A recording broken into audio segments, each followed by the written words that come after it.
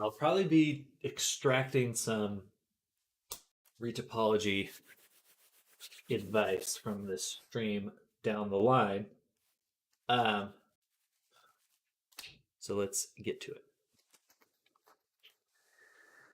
Because I'll use my standard method. And I'll probably just explaining it like at the tutorial. But feel free to interrupt me and ask questions because I prefer that.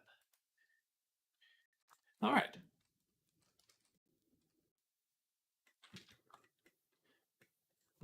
For these guys,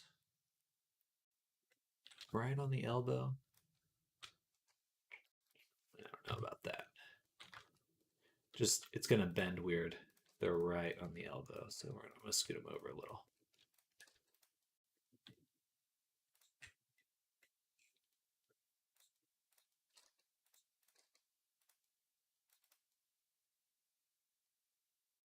Not bad. Just trying to keep some of the lining up with the silhouette of the body. Hello, Thorn. Hello, hello. Welcome. Welcome.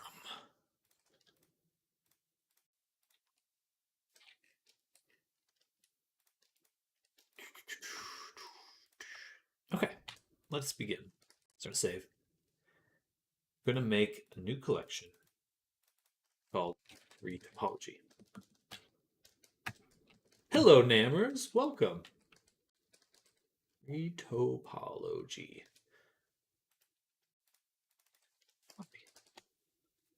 It's going well. We're about to kick some butt and get into tough stuff. I'm going to turn off the screenshot, I guess. Or no, we'll switch it to there.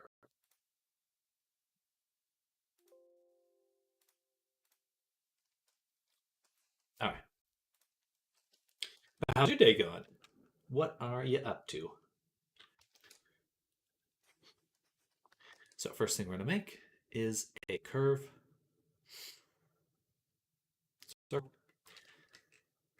of 8 vertices. Put it at the center. Switch to this view because it's hard to see. Hello, Eben. Welcome. I did in the Sam channel on the Discord. You can see the retopology, or sorry, the sketch request. My goodness, my brain. Came home from work, took a shower. Sounds like a good day.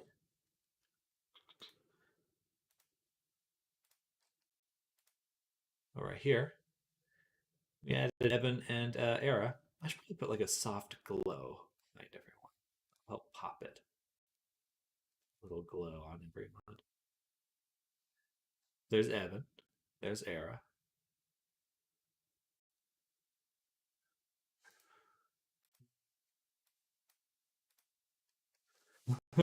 Oh. And I'll probably do a few more sketch requests this afternoon, and then we'll switch over to something else. You shrunk the bulge for now. For now.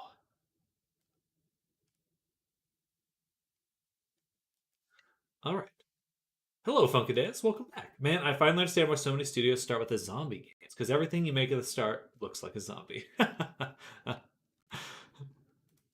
Certainly, it's a little easier to make things that are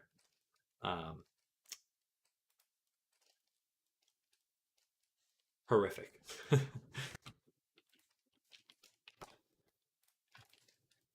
In a sense, scary games are easier. In a sense.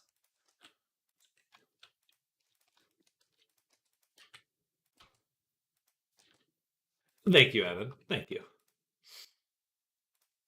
All right, so we're getting into a retopology. If anyone has any questions about the process, feel free to ask.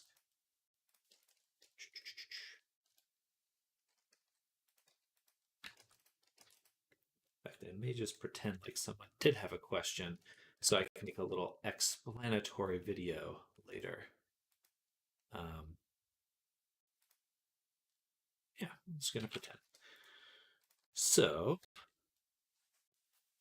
So people have been asking about my retopology method, and I'm going to make a little clip. So I'll be kind of talking like someone asked this question, but feel free to interrupt me. She is not here at the moment. We're loafless.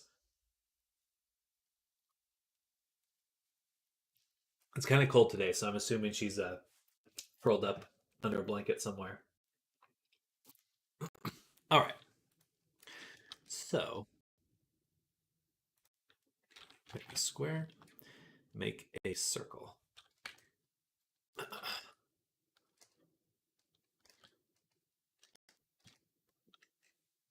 Teach us, wise one.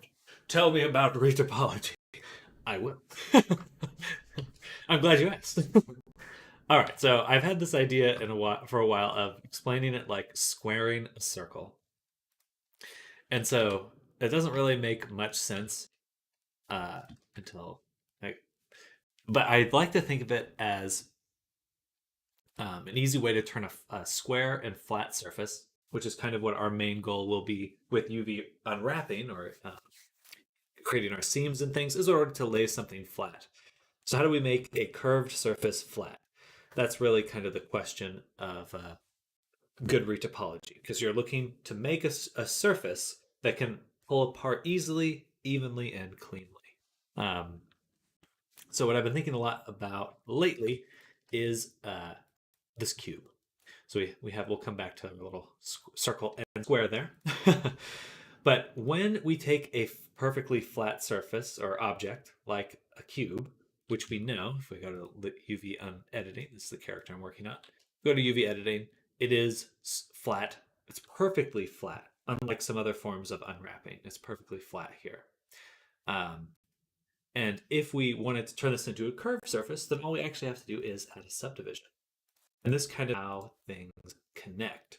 So if we look at this edge, we can very easily see that there is a top face here on top. So it's the top one here. And then a front, left, right, back, and bottom, etc. And that they all connect very cleanly. So when I'm thinking about like how to connect my faces, how are they gonna line up? I just think of it like it's a modular system, right? Let's switch this to. It's like I want these faces right here to connect. So like my topology comes up here and it's looking for another set of 4 faces that it's going to connect to, right? So it's like this is here like a Lego brick when you're snapping things together. These are the opportunities we're looking for when we are retopologizing. We want to think of something as modular because it makes a lot more sense when you're connecting your edges to certain things or trying to extend your retopology. It's like, how much should you extend it by? Well, you should extend it enough so that you could snap something else into place there. And the reason I like thinking about it as 4 for each edge is because if you subdivide a plane, you also get a curved circle. So when you imagine things connecting, even on a curved surface, you could imagine, sorry, I need to subdivide this once. You can imagine that this edge here will be 4 edges. It's hard to see because there's a subdivision, but we've got a cut right here and here. Bam. So yeah, that's how I like to think about it. So we're going to get into the character, which will make it a little bit easier to show, because with our character, we can start seeing what modular kind of means in a better context, and it almost always revolves around limbs. So how are we going to snap one limb onto the body? So if we go and open up my character here,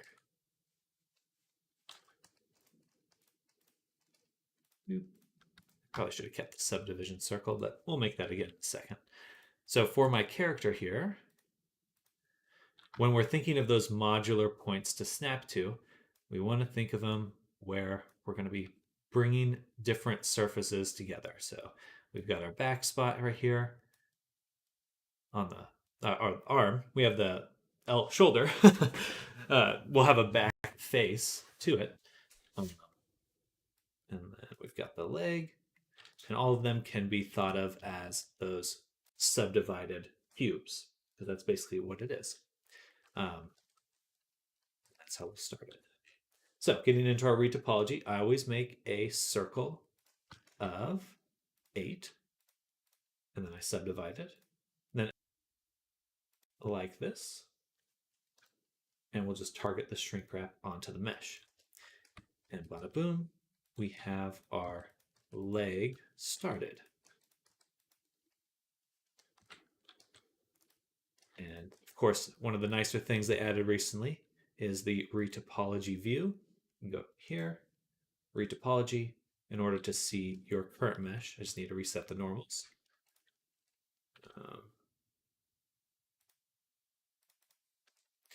Reset the normals so we can actually see it.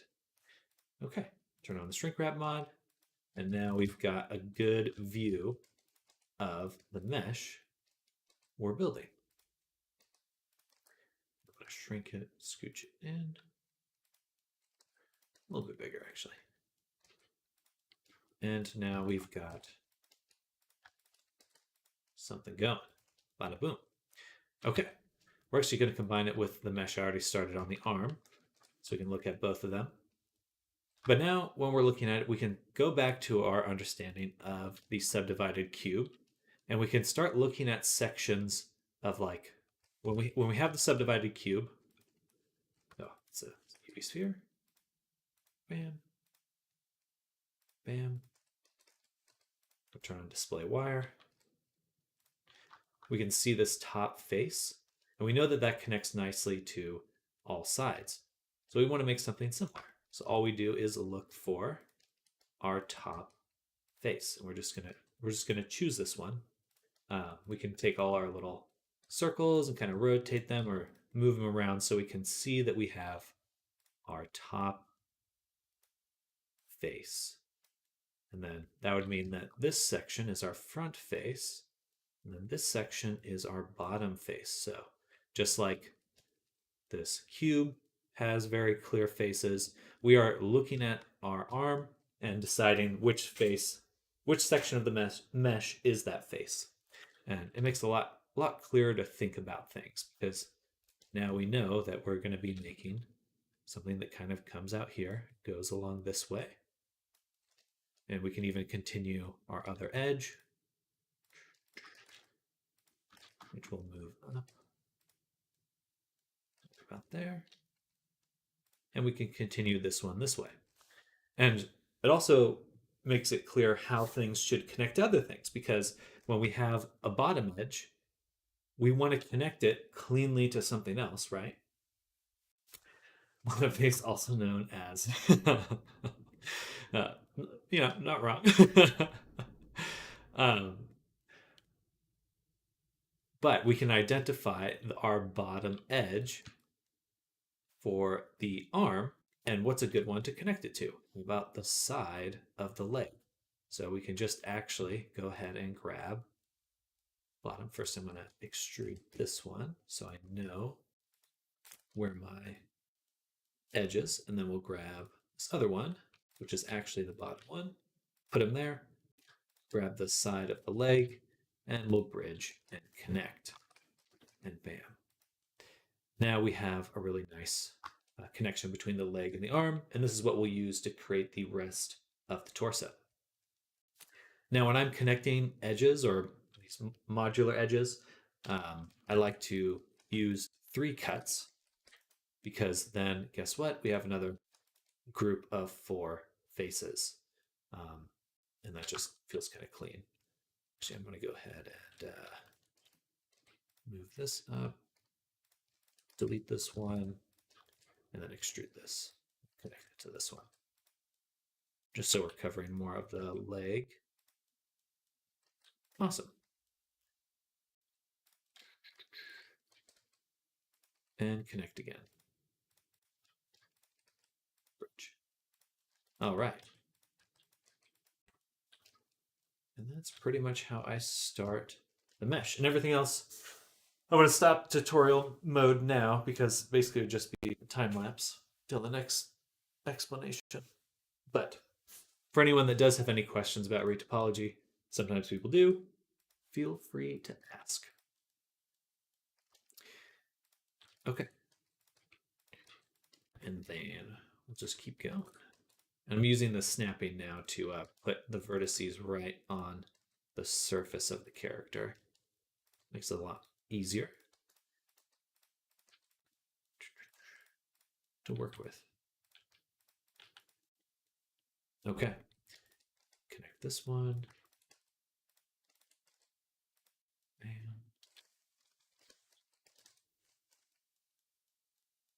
And then connect this one.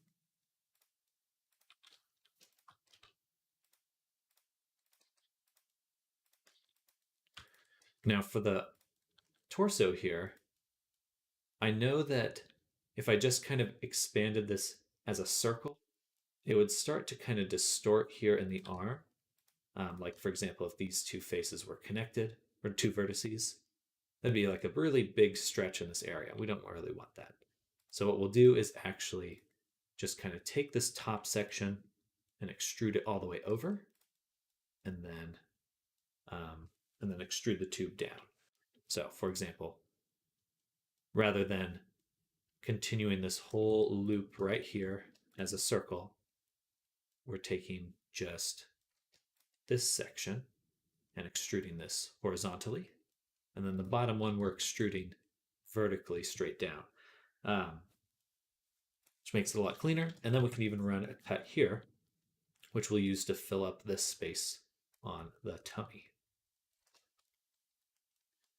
On the tummy. Okay. And then take this one, extrude, paste. Bam, bam, bam.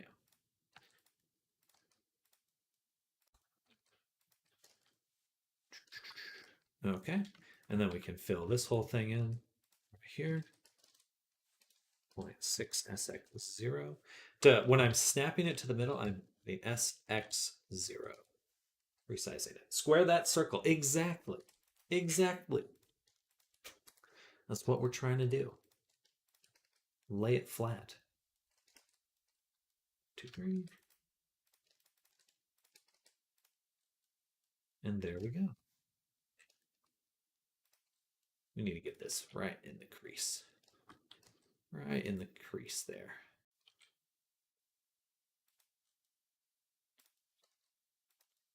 Okay. At some point, we have to get rid of the modifiers. So we'll do that in just a moment.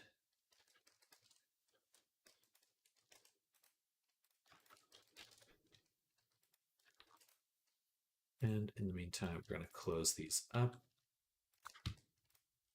And even this section here in just a moment. These ones right here, bridge, and then this section, because you've noticed that in order to close up the back of the leg, which is right here, these lines, these two edges, we want to connect it very directly to our main little side face. I wish I had face sets in edit mode. That would make it so much easier to point out things. But here's the side edge that we connected initially. And then the one that goes over the butt is this side section from the leg combined with the extrusion we had initially made up here. So now we have from this leg, it wraps all the way up and around the body onto the front of the leg, or it will, once we connect these like this. See? So that edge goes all the way around, very clean. That's basically what we're looking for, is things that don't spiral, loop together, feel good. And then lastly, we made this other additional extrusion, and this is what we'll use to connect up the groin in the middle of the body. So 0.6 ESX0. Bam. And then we're going to close this right here. And then the butt, which is this edge. And this one. Perfect. Okay, we'll run one more cut there. Alrighty. Now, at this point, there's not too much more we can do without applying our modifiers. I'm going to go ahead and just continue to wrap the foot up a little bit more. 8. Hello, Wendy. Welcome back. Welcome back. And then there's a lot more we can do on the foot. I'm just going to exit that one. Put it down. Sorry, I know I'm not explaining anymore. It's hard to mix up explaining and doing in like real time. But this is an interesting point here. So what I did there is I extruded downwards the whole loop here, this loop, except for the front one. So I extruded that down and then I connected them across. So now I know that this loop goes up. And since everything's connected modularly, we know that it just loops very evenly around. And I can, one big thing with retopology is like kind of knowing what's on the other side of the body. But if you have a very systematic way of connecting things, then you will always have a good idea of what's going to be on the back because you've squared the circle. Anyway, it helps. But now we're going to apply the subdivision. And we're also going to duplicate with Shift-D our shrink wrap and apply that as well. We still want a shrink wrap. It's worth noting that actually following along doing my own retopo, I gained a much bigger understanding of this process. Don't be discouraged if it doesn't make sense at first. Absolutely. And retopology definitely won't make sense at first. And because there's a lot of things to it that there's a lot of problems you're not going to know even exist. But usually feel the most pain in your UV unwrapping afterwards. If your topology is not so good, not so clean.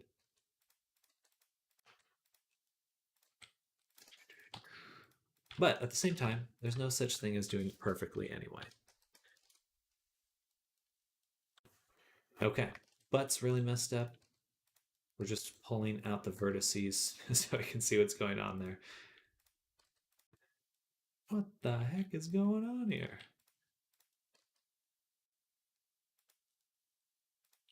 Double cheeked up on a Sunday.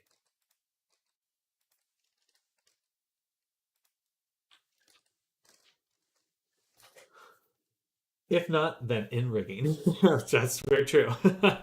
Half the reason I want to edit the Valheim mod is the deformation from the hips down is just oof.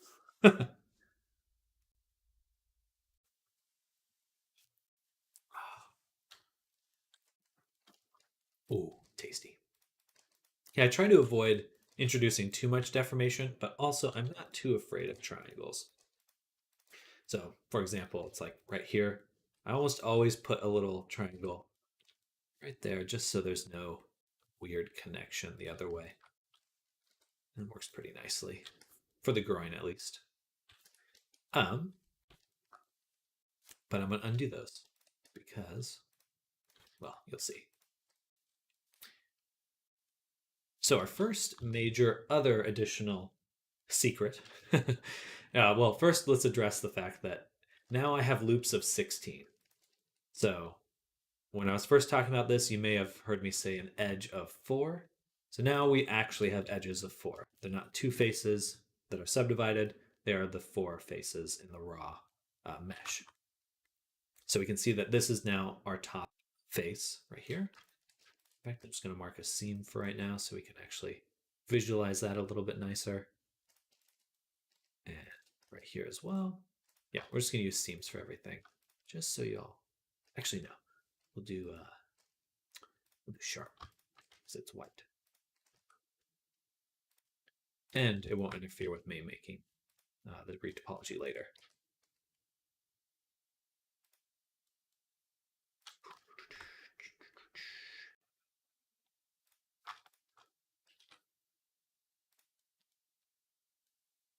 2, 3, 4. There we go. Maybe that's a little bit clearer as to what I'm doing. Like,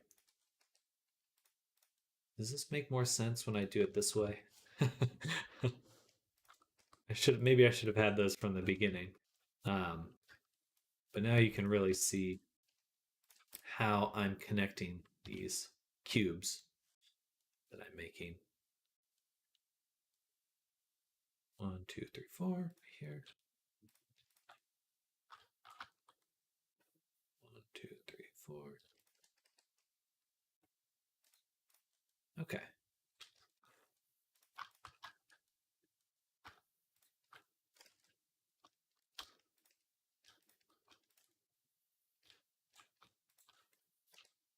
Okay, perfect. Does this make more sense visually now? Like, you can see that I'm connecting these edges, and so I'm thinking of almost everything in these squares. Like, okay, so this edge goes this way, and connects over, and then this one goes over this way and connects over, but we can continue it. This is kind of how I know that I'm making a clean mesh. I'm trying to break it all down into even squares. Like of course we have the actual mesh that's made of squares, but these are the little strips that groups that I'm thinking of when I make this. All right, well, I'll leave that on because I do think that helps quite a bit. All right, but let's focus on one point of interest. Glorious quads of quads. But we're going to make the butt work a bit better because right now it's very stretched, does not have a lot of resolution. And this is a nice clean hack to introduce extra resolution without adding more loop cuts to our squares. So we can select this whole section here. So I grab that loop and I'm just going to grow the selection a little bit, including this one here. Actually, this one should be marked sharp as well. Right here and here. That's a little bit clearer. Soy is made of 4 face wide strips. Exactly. Exactly. But we want the and we can count this out. 1, 2, 3, 4. I want more resolution here. I'm going to add one more cut so we actually have 4 faces like we usually expect in all our other groups. So like this. Mark, sharp. So you can see that I've made a square within a square. That sounds too vague, but we want to grab these squares right here because we want additional resolution in these squares. So we'll take it, and what we're going to do is indent it with, or actually we'll extrude it and just shrink it. So we get this tiny little square, which is fine. Now I don't want extra resolution. And so this is usually this kind of cut here where the loop goes around this extra geometry. We don't really want because it's going to mess up our looping. So I'm going to take this edge right here. I can't grab it like that. And delete it. And then we'll take the face and put it back into the center of the body. Like that.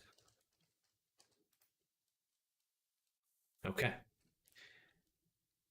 And this allows us to run additional cuts. Again, I'm going to do 3 cuts because I want to keep it modular into the butt. The main reason for this is if I turn on a mirror modifier, you can see how the loops here will connect and wrap around, and they're not going off and spiraling into other areas. These will connect in a closed fashion. And we know we can create closed looping by taking a square, any square. So for example, let's do one more example right now. We'll do the square of the pec. We can grab this, and we definitely want more resolution in the pec because it's kind of this rounded form. We'll grab the squares, do the same exact thing. Extrude it, shrink it, and then run loop cuts. And that's pretty much the whole way. Just really simplifies thinking about it. This one's not quite as modular because we have, if I turn off the mirror, you can see that we have these just two in these squares. But because it's mirrored, it's actually for when the model is going to be connected later. All right. And again, I deleted the extra edges we made. On this one, we did not. So one thing that's a little odd is when you add extra resolution like this to a square, these ones don't quite line up for your vertical lines. You see how it kind of goes, it kind of avoids it, goes around it. Something to keep in mind. But it will work on the inside of your loop. These will be nice contained circles. Okay, now we're going to do another hack. So I'm going to take my shrink wrap, I'm going to duplicate it with Shift D and Control A to apply. And then I can go into sculpt mode, isolate my model, turn on wireframe. And what we're going to do is just use the slide relax tool, this one, with Shift. And this gives us good even spacing on our model. And it's going to look a lot cleaner after we kind of touch up the whole model. The most satisfying part, it really is. It feels like you're putting a sweater on someone after with this part. It's like a nice cozy sweater. All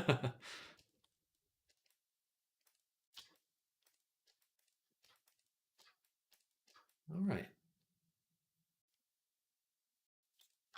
Pretty darn good.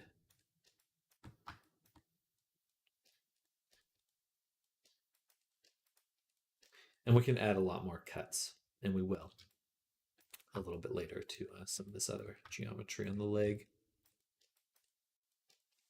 All right, but that's pretty good.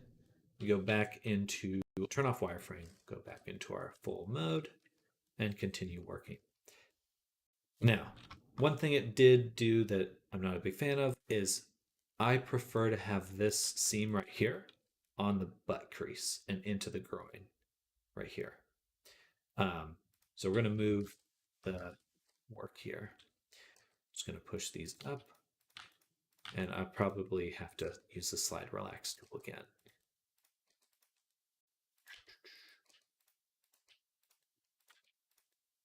But I do want to ensure that this cut is right in the groin. Just makes it a lot easier to unwrap later. Mainly because I'm trying to have as much of the thigh be covered by this cylinder. Because when I do unwrap this, I'm going to put a cut right here. Like this. One cut right there, because we want to cut out the cylinder, as much of it as we can.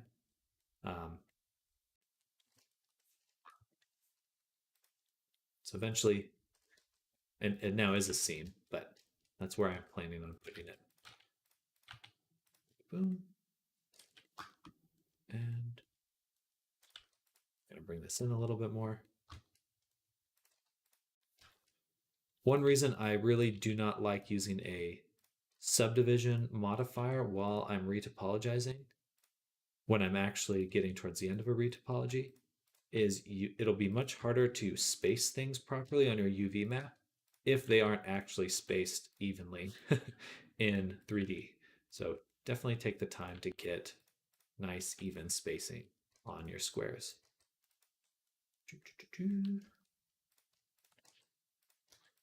And just covering up for the body. All right, I'm going to take this section. I'm going to go back to sculpt mode, but I'm going to hide this because I don't want to move it. Then we'll kind of slide relax everything. I guess it's not going to work.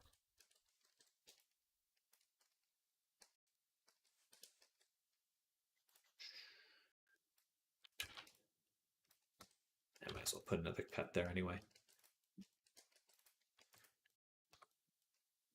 That's better.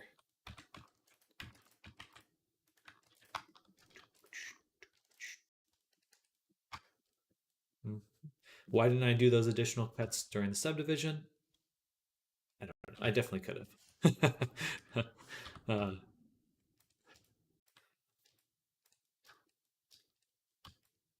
Keep it simple to start with. It's always easy to add more cuts later.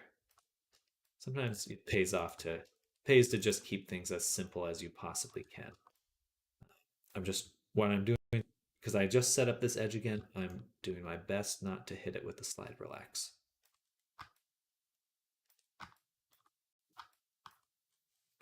All right, back over, bada boom.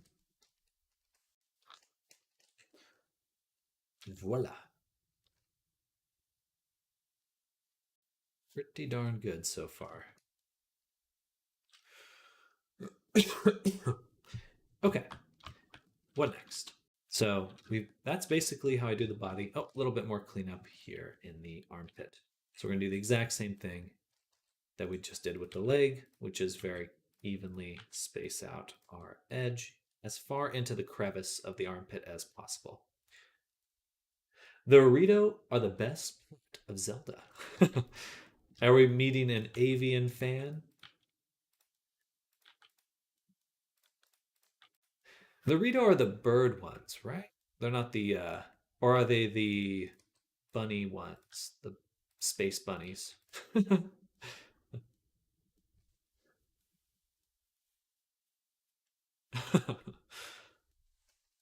All right, I'm gonna add some more cuts on the arm, just like I did the leg earlier. We just need more resolution in here.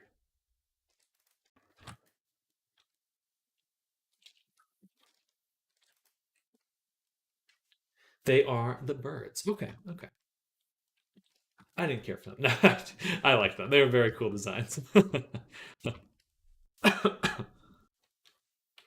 Not a bird fan myself, just saying. They knew what they were doing with the birds.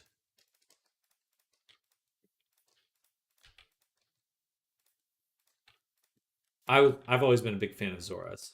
They're pretty cool. Pretty darn cool. All right, so for this section, we're going to grab this square because we want a little bit more resolution right on the knee. So same thing, extrude it, paste it. We're going to cut the, I don't need that many cuts on this one. I'm just going to do one cut, but I just want a little more resolution on the knee. But how's your day going, Diggy? And then this is going to be a circle of 10, not 8. Let me think about this.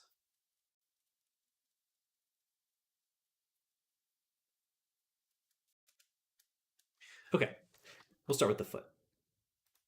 Day is ending. That's exciting.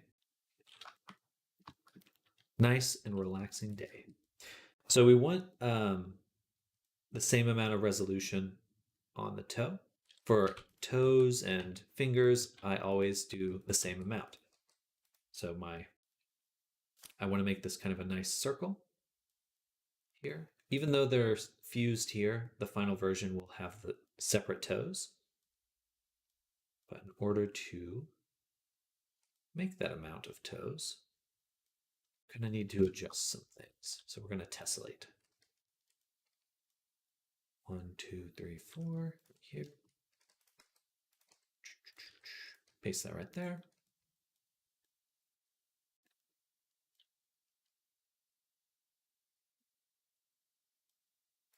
Same here.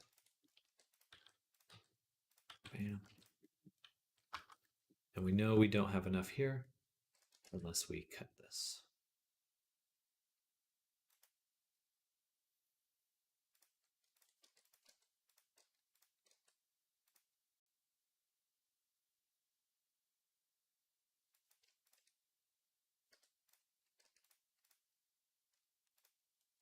Bam.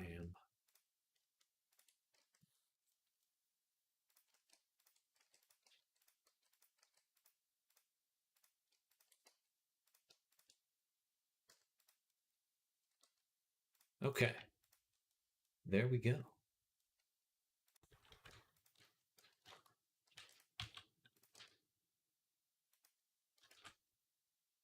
Boom.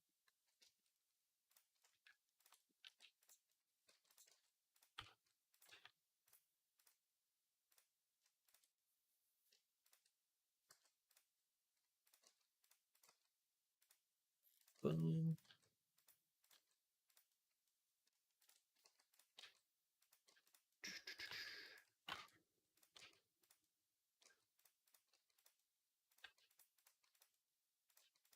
Okie doke.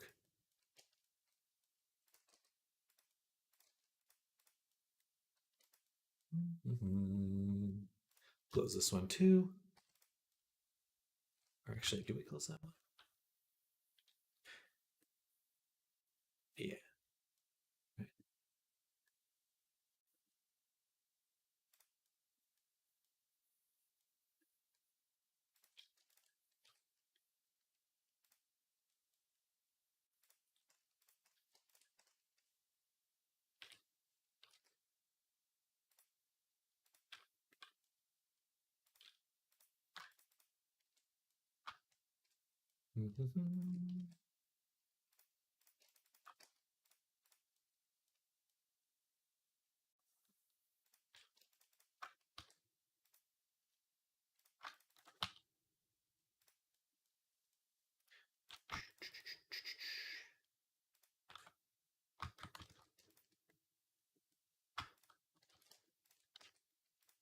Gotcha. Okay. I see what I did not do, which is actually make this edge. That's what I needed to do. And now we can merge these.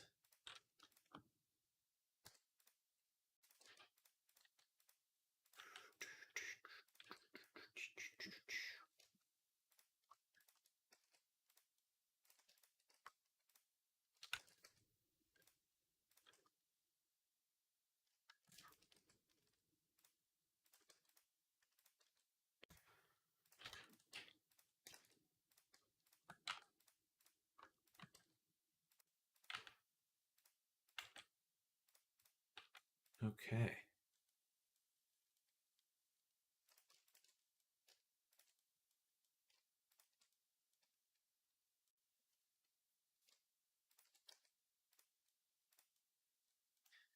And again, I hope this is clear, much clearer what I'm doing with the retopology by marking the sharps.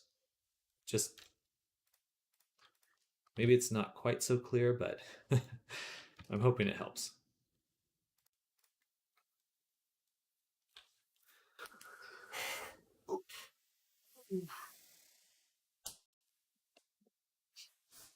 Though we'll have to figure out some other stuff. We're going to come back to that later. That's like the starting point. I want to keep the toes separate, so we're going to wait until we're not working with the shrink wrap anymore to finish them up, because I won't be able to use the shrink wrap modifier and work on creating a gap between the toes with shrink wrap on. Okay, so let's move on to the hand.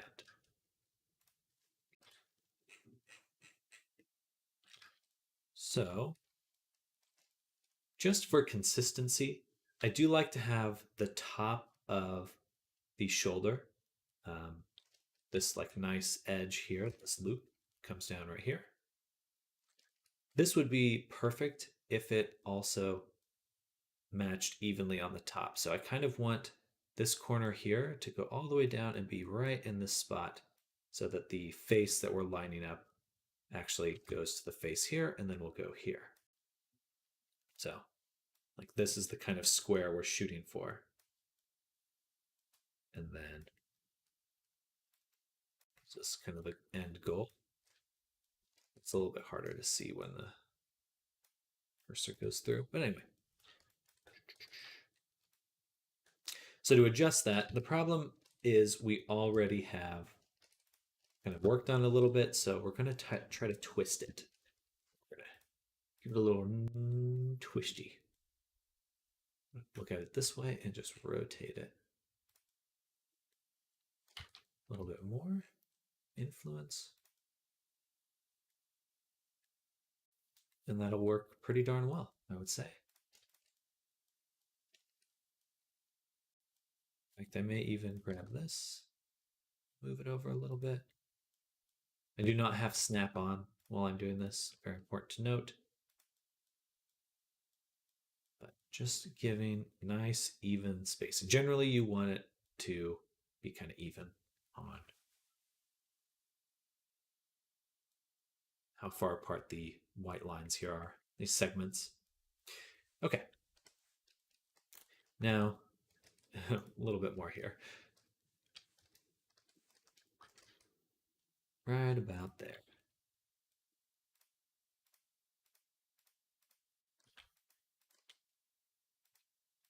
And we'll smooth out the rest with the slide relax later. And I even want this edge to be up because it's the hand is coming together, and I'm going to treat it like a cube, just like any cube I have for my retopology. Each side is going to have four faces. So if I really want to get nice and spaced out, I'll use the loop tools right here, edit mode, and space them. It is important to have good spacing. All right, take that edge, shift tab, extrude. We'll move it all the way to the knuckles.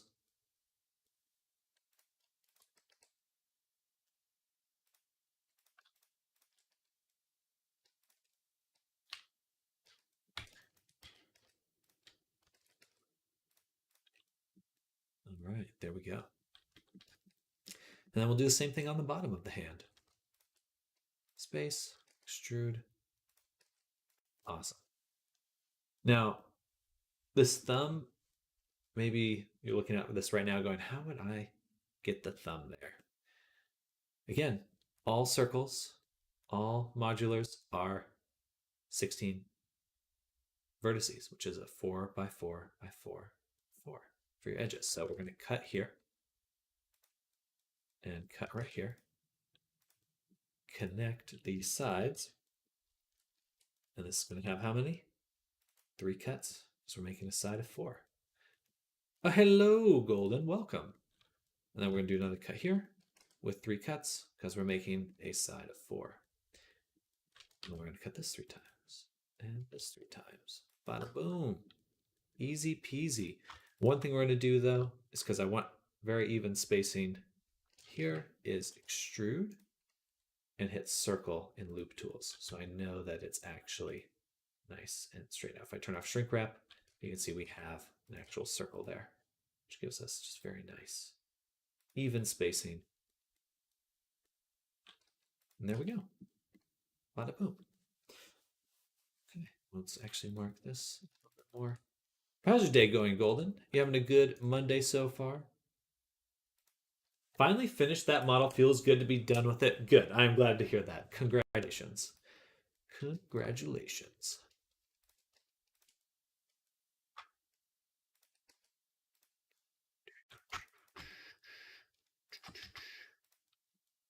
All right.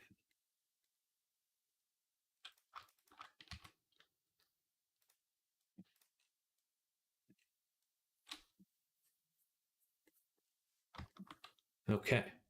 Now we want to make the fingers. Them fingies.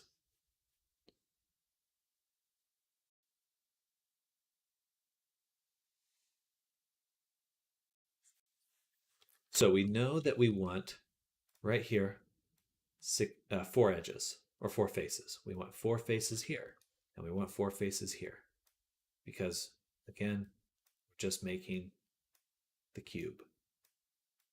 Making the cube. So to do that, we have to tessellate because we don't have enough geometry. So I'm going to take this edge right here and bevel it. And then take the beveled section. It's really an extrusion. We're going to take that section, put it right here, and ta-da. There we go. This workflow looks chill. Good.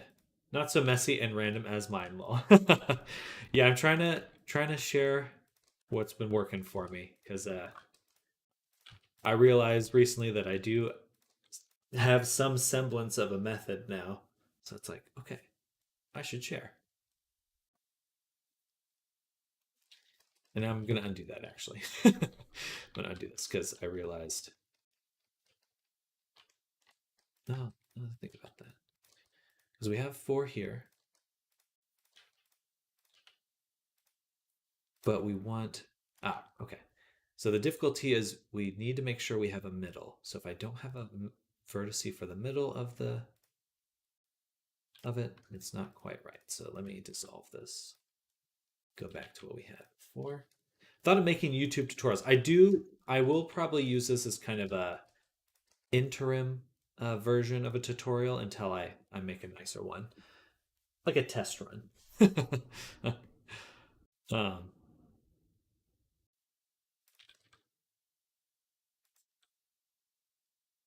so here's what we'll do. First, we're going to bevel the big section. Boom. So we beveled this whole big chunk. It's a little hard to see with the sharps, but it's there. Then we'll shrink that down. There. Now we have 4 for the middle knuckle. Now we have 4 for the side knuckles. Easy.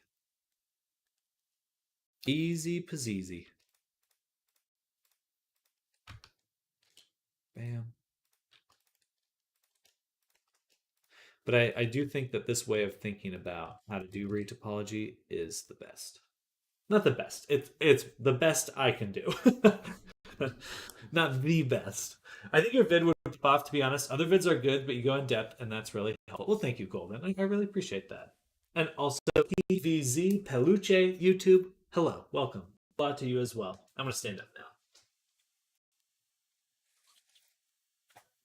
Time to stand.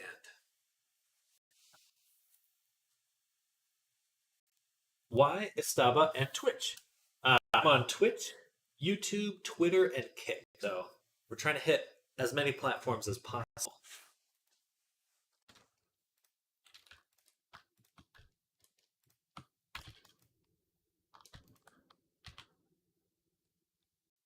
You resin 3D print.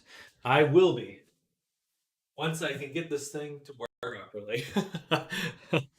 Once I can get it to work properly. It's been a pain. It does not it has not been easy to set up.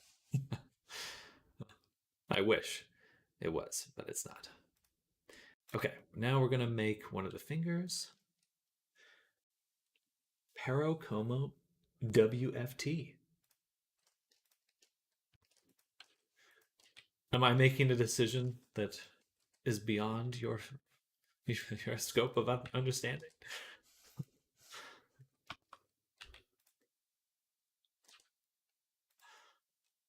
Okay, we're going to close this up here. And then we're going to subdivide it. And then one hit circle. Oh, so we get nice even spacing. That is the start of my finger. I want to get a resin printer, but you need so many different things. Just going to stick to DM for now. They're cheap though. They're really cheap for the resolution that I'm supposedly going to be able to get once I can figure out how to print on this thing. once it's actually working.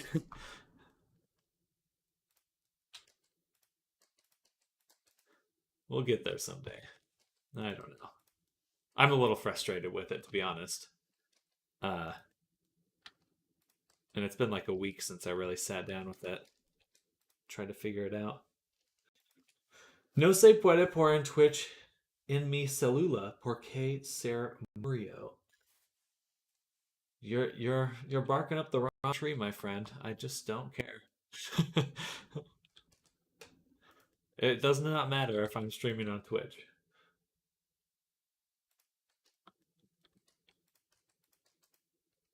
Thinking about printing one of your own models? Yes. That's like one of the first things I wanted to print, and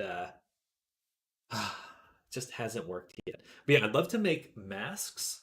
That's like my ideal goal. I was like, I want to make some sort of mask or something. Maybe even like sell it on Etsy or something like that. I think that'd be really cool, to be honest.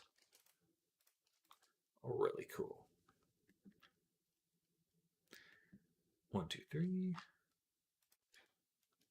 And we're going to do mark sharp right here so I can keep showing how this is connecting properly. 2, 3. And mark sharp again. Oh, funny. I don't have enough cuts. I should have had a little bit more. A few more. 1, 2, 3, 4, 5, 6, 7, 8. There we go. Okay, now we can connect these. I'd love to start making action figures. Nice. But kid ones, not like the anime ones that you got to pay an arm and a leg for. The yeah, those ones are nuts. Some of those like blow my mind how expensive they are. And people seem to have no problem paying for them. I've seen a life-size Luffy statue before. And I was like, that must have been so much money. 1, 2, 3. Bam. 0.8. Now we're going to try to just even out the little fingertip here. Nice and even spacing.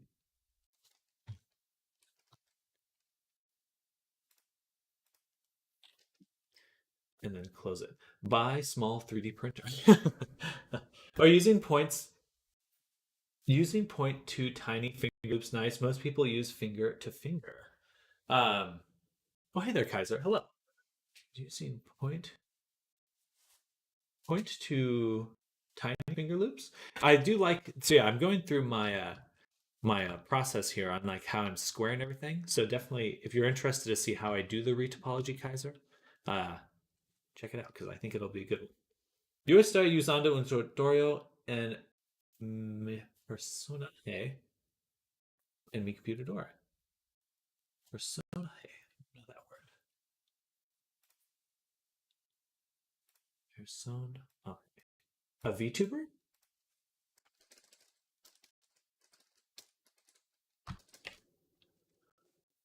Character. Oh, character. Okay. Personaje. Okay. Well, I do make the full characters on stream. So this character is completely from scratch. It's a commission. So if you want to know how to make characters in Blender, you're in the right spot. In the right spot. Bam. 1, 2, 3. And then I want to match these up, connect them directly. And I want to see where things are, so mark sharp. And then count out the sides. 1, 2, 3, 4. Right here. 1, 2, 3, 4. Right here. Mark sharp. And that just makes it super easy to see how things are. Kaiser, clarify, I'm too dumb for words today. Now, I'm not quite sure what you mean by 0.2 tiny finger loops. Most people use finger. I don't know what finger to finger is. Not quite sure what finger to finger would be in that context. And we can go ahead and bridge those with a merge. You know what? Give it one more loop around. One more loop. Now let's merge it. It'll look nicer.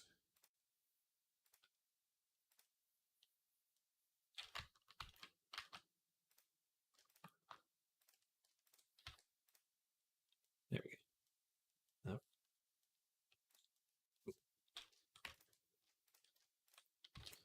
And bridge and merge, but this one I'm going to push back so it's over here. Maybe a little bit closer. All right. And there we go. That's the finger. Pretty straightforward. We're going to grab this edge and the opposite one. Mark the seam, or grid fill, excuse me. Select the boundary loop and mark sharp. And then we want just a We don't really want to add more resolution than this with like tessellation. We can add more loop cuts though. And that's what we're going to do.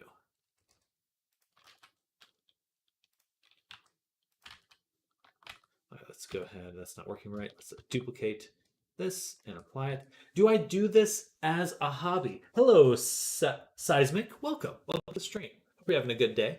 I actually do this full time. So this is my job, as it turns out.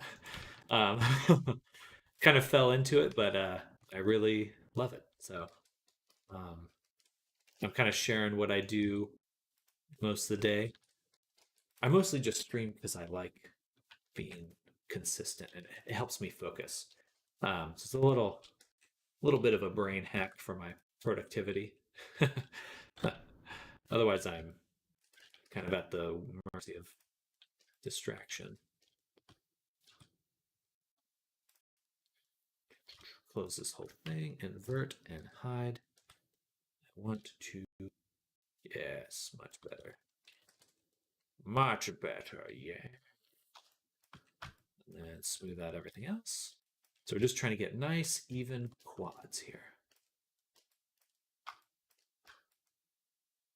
Without moving the major edges like this one.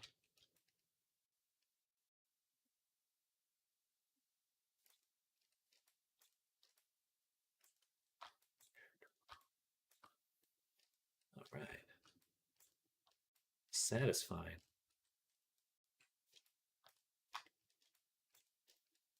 But yeah, if you have any questions, Seismic, feel free to let me know. I'm in the retopology stage, so sometimes I get a little distracted. It's kind of meditative in a way.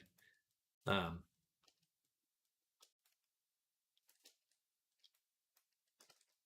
right, but now that we've made this one finger, why do the work twice? So, or in this case, thrice. So we're going to duplicate the finger completely and separate it, and then just take our duplicate and move it around.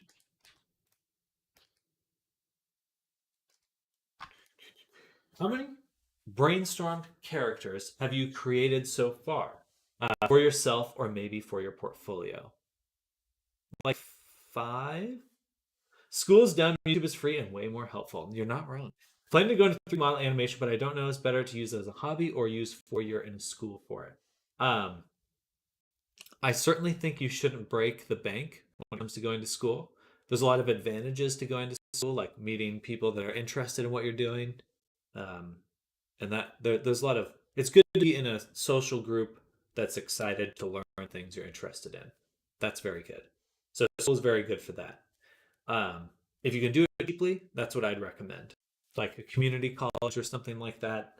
Definitely do not go in major debt for school. I don't think anyone's recommending that anymore. But if you're gonna have to pay for it yourself, don't go into major debt.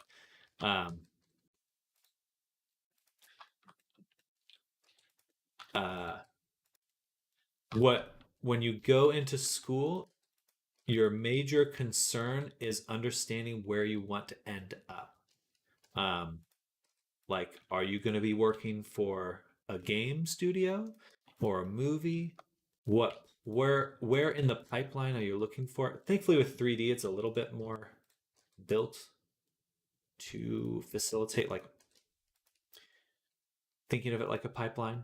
There's a lot of different roles in 3D modeling that you can occupy. Some of it depends on how well you learn a classroom setting versus undirected. Absolutely. Constructs are very good. Do you know any good Blender tutorials for beginners? I would say your main concern with your first Blender tutorial is to learn the interface. And then after that, just try to come up with projects that interest you and try to pursue those and just search things for those projects. Like, I want to make a character today. So Google how to make a character and start with ones that look simple. Because there are a lot of ones, most tutorials are give you, as long as they're a very small, straightforward process, are going to give you everything you need to know for learning that. go ahead and duplicate this one as well.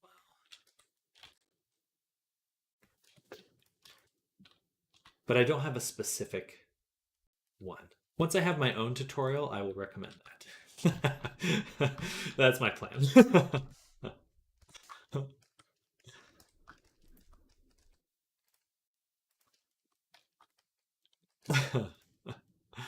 I think you're for getting started, it's more important to find a community than it is to find a good tutorial. You can find good places to ask questions. That's really where it is. And this my stream, I hope to be part of that in some way. But generally, like finding discords or reddits or places where people are coming together to learn something, that's gonna move things along for you quite quickly.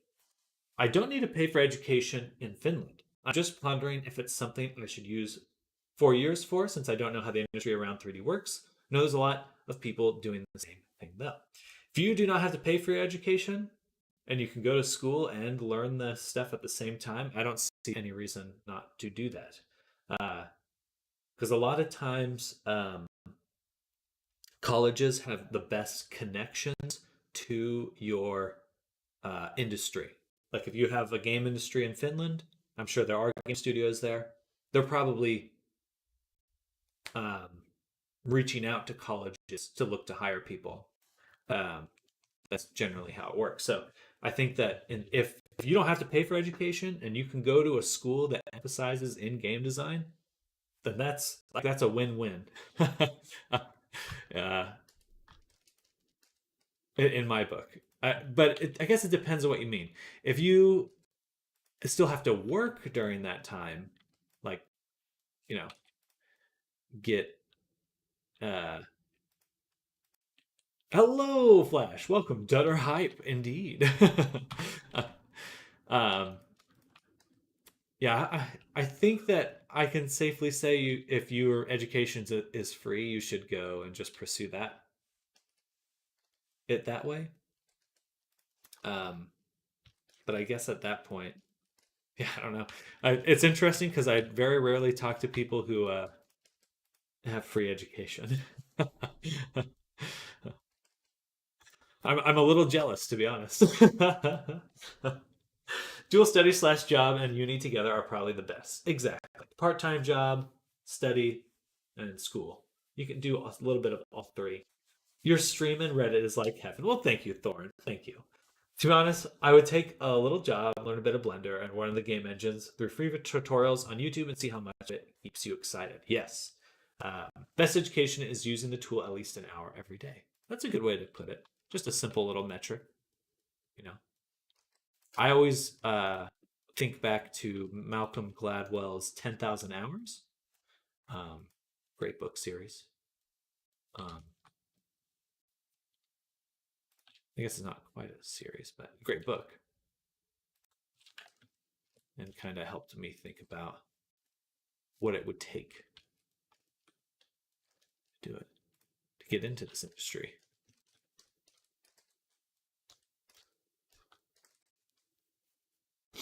Sorry, I don't mean to. Oh, you're fine. You're fine. I mean, I'm happy for you. Did I miss any questions there? Studies. The interface can be quite overwhelming. It can be. It can be. There are really nice like cheat sheet hotkeys. So if you go to if you just go to Google Images and you search Blender hotkey cheat sheet, specifically the cheat sheet phrase, hard to say a bunch of times, but this is great. It's like, what do you use most often? This stuff, And again, that's just Blender hotkey cheat sheet, and this really helps. It's like it visually breaks down. This one's even better. It's a keyboard one, and there's tons of them. There's like a whole bunch, and make your own. Don't be afraid to. You don't have to keep everything in your head. You can just cheat and write it down. Yeah, again, the Blender cheat sheet, great stuff. Definitely recommend just printing it out or copying and pasting it to your desktop. I can choose to take a job while studying, or I can just let government pay for everything, but I make more working on a job. Interesting. If you're very serious about going the route of 3D modeling and you know that you can be disciplined enough to take advantage of that time, then I would go to school and have the government pay for it while you work really, really hard to ensure that you can get hired once you're done with that chunk of your time.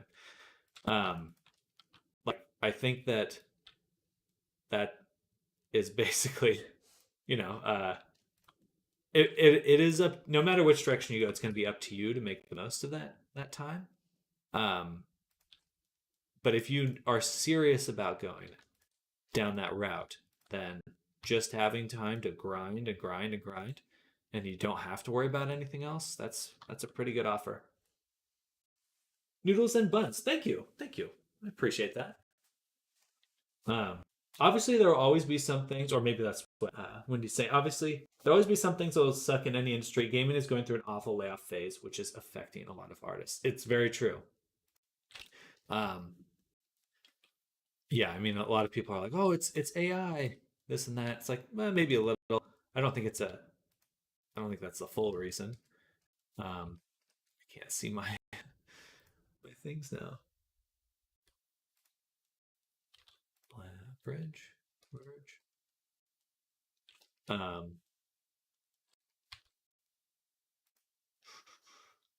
yeah, as long as you know you're going to take it seriously, then I would go the education route. Uh, but it does mean really, really taking it to heart because I think it's very easy to waste education or just any period in your life. It's very easy to not put in time. If you got extra cash lying around, you could always jump right into Maya. Since that's more likely what you'll learn from both games and film slash TV. That's fair. That's fair. I think Blender's coming into its own, but certainly there's a lot of places that still use Maya. I think I have to hiss that. I don't quite like that, but curse you, Maya. But I don't. I'm pretty tool agnostic. I don't think there's a perfect tool. I don't think that exists. Maya.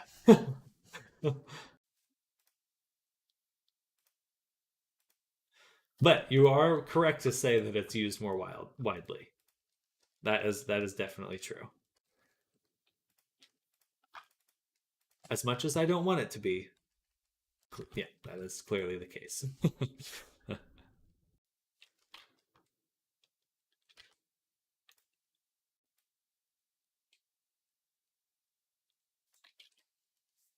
Maya is older software.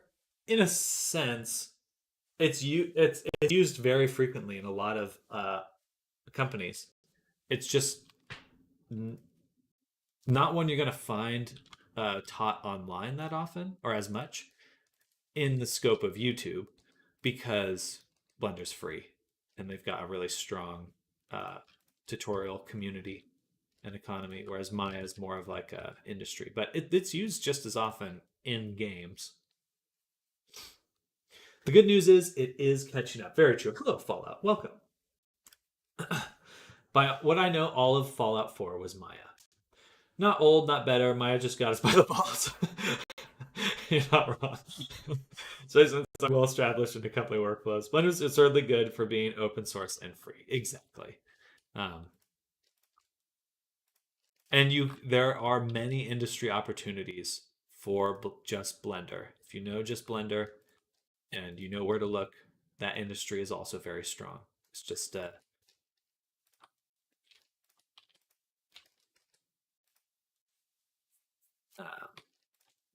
what's the word? Yeah. I forgot what I was gonna say. All right, look at that. Look at how neat and tidy that is. Hopefully my retopology makes a lot more sense with all this scene marking. I think it does.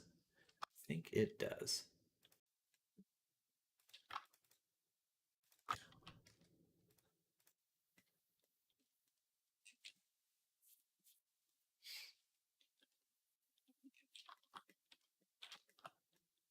Nice, clean topology. My 5 cents as Blender's win is inevitable. It's building a bigger community, and that will ultimately mean it's more supported and developed. I agree. Because any company can take it, make whatever kind of changes they want to it, and build off of it. I mean, a lot of big companies already are putting a shit ton of money into Blender.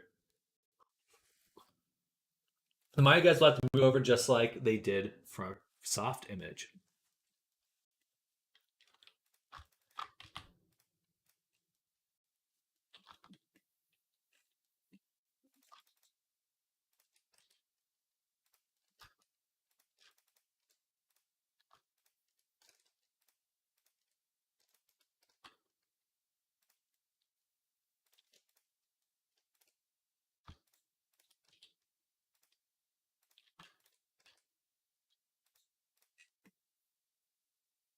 Beautiful.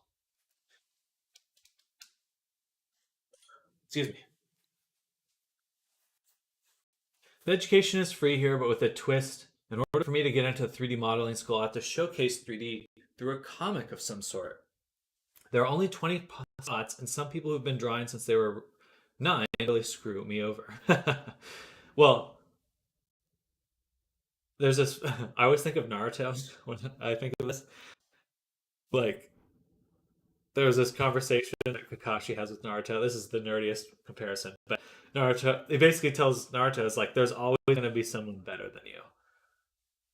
And that's going to be true. I think you have to do your best and work hard, regardless of who you are. And there was always going to be something, some, some higher goal. No one ever gets to the top when it comes to start.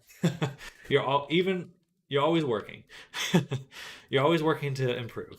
Um, anyway, I don't. I hopefully that doesn't. I'm not saying that in a negative way. Hopefully, it doesn't come across in a negative way because that's not the how I'm meaning it. But I just mean to say that there was always going to be competition in this space. There's always going to be that feeling of I gotta push. I gotta push. Um, I think that that's healthy though. The fact that you feel that way means you want it. Helps reinforce your understanding that this is something you want. And I started drawing late-ish. Like for me, I started 3D like 6 years ago. I started drawing in high school, late high school. But as long as you love it and you enjoy it, you're gonna get to the level you want to get to.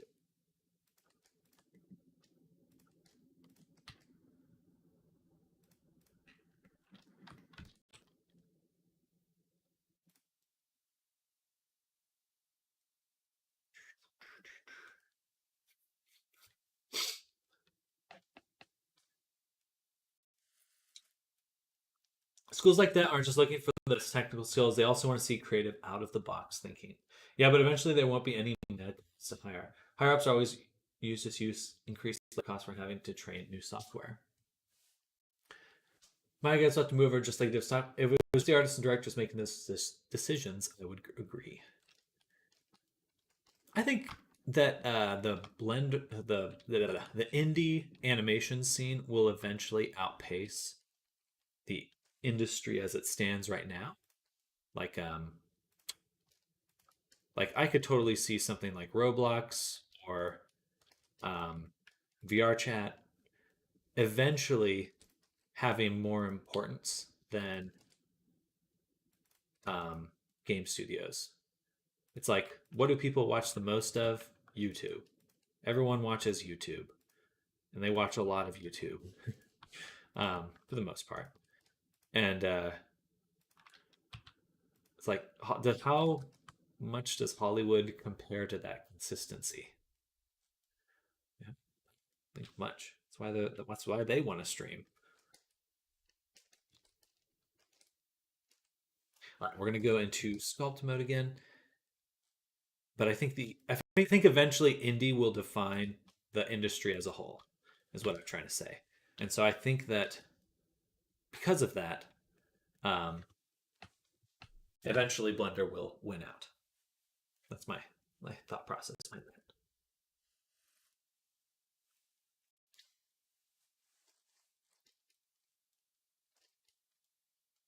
Newer and smaller studios absolutely will have more and more influence on the industry. Hopefully that will change things. That's not going to happen all that fast. Otherwise, it would have already. I think once it does happen, it will seem fast. But probably won't be for a while. Okay. So I think we're at a good point now to switch to the face.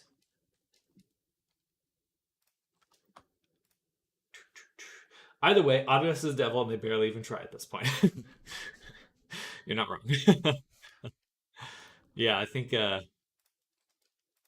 they get a rest on their laurels a lot more than other companies. Anyone for a Mudbox 2024? I don't think I ever used Mudbox. Also, it sounds a little bit like poo. Mudbox is like your cat litter. Anyway. Or not cat litter.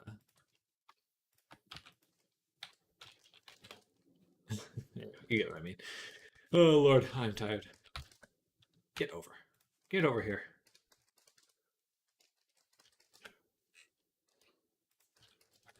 Why is it doing that? Oh, it's on the normal. Gosh darn it. There we go. Bam. And take this.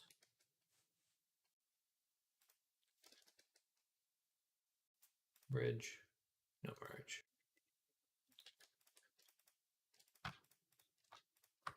Bridge. What? And just connect it directly. There we go. Don't. Hey! Noodle and Buns, thank you for the follow. Welcome to the stream. I believe you've come by before, but thank you for the following.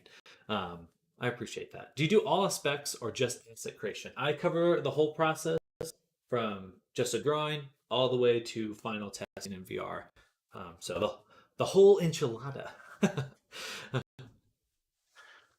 But yes, I do pretty much everything. No, that's not pretty much. I do everything. It's not a pretty much about it. He looks like he's got a little sweater. That's charming. Respect. Well, thank you. I appreciate that. He's just got a little sweater on.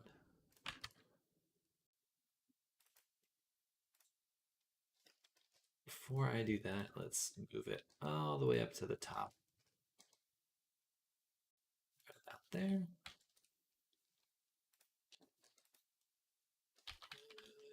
Did it take that one? Boom.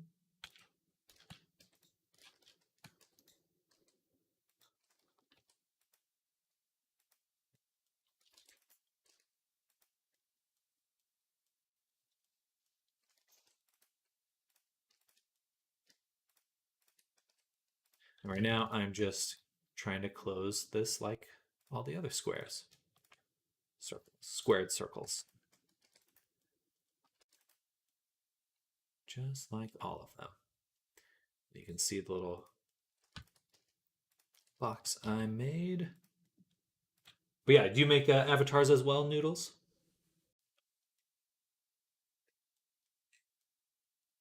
Or you into VR chat at least? I need to sit down. Time to sit down. Man, I wish I had chocolate. That's what I'm craving. Hey, Seismic, thank you for the follow as well. Much appreciated. Thank you. And welcome. Again, let me know if you have any questions at all about what I'm doing or just anything regarding Blender. I love answering questions. Or at least I love talking. I wish I had the talent. I was just in VFX department in the Grindhouse. Okay, heck yeah. Well, I think that if you're able to do VFX, then most likely you've got what it takes for this kind of work. Um, so make a living out of Avi creation. Does it pay better than your last 9 to 5? Yes, most definitely. Um, I generally charge around $1,000 per avatar, um, which is pretty normal for, I would say, kind of the space I'm in the VR chat world. um, there are people who make quite a bit more. Um, so it just kind of depends on the awareness of you. Right now, we make our own stuff on YouTube. I got out alive after 8 years. Well, good. Good. Glad to hear that. Um, are you doing tutorials or something? Um, that's cool. Are you doing? I'd love to know what you do. Do you make like your own stories or something? I've always thought that, and I will always rant about it, but VR chat is such a great uh, possible space for like making animations within VR chat. Um, that's something that appeals to you. I would definitely recommend exploring the space. We make shorts and content. Okay, heck yeah. That's awesome. Very cool. Well, congrats, and I'm happy that you're making your own, really something that feels a little bit more fulfilling. Yeah, buddy, I started a company and channel now that's full time. I like coming here for Blender research. Good. And should I do cuts? Get it like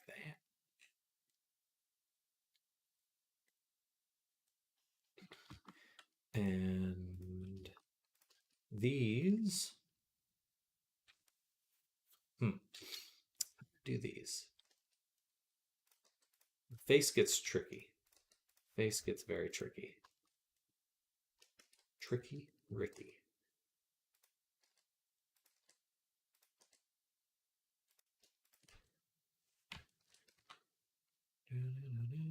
Boom.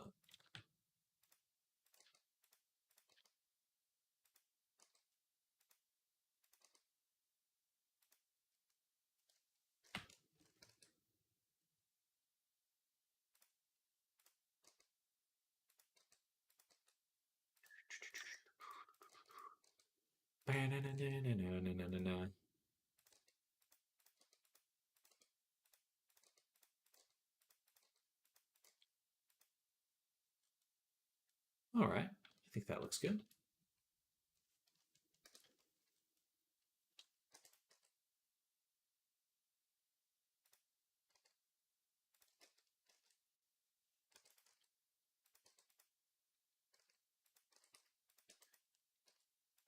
There.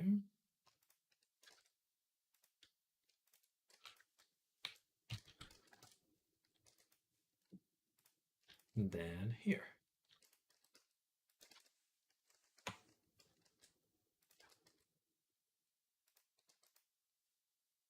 A little bit skewed.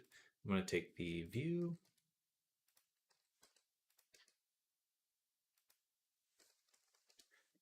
Okay. Pretty good.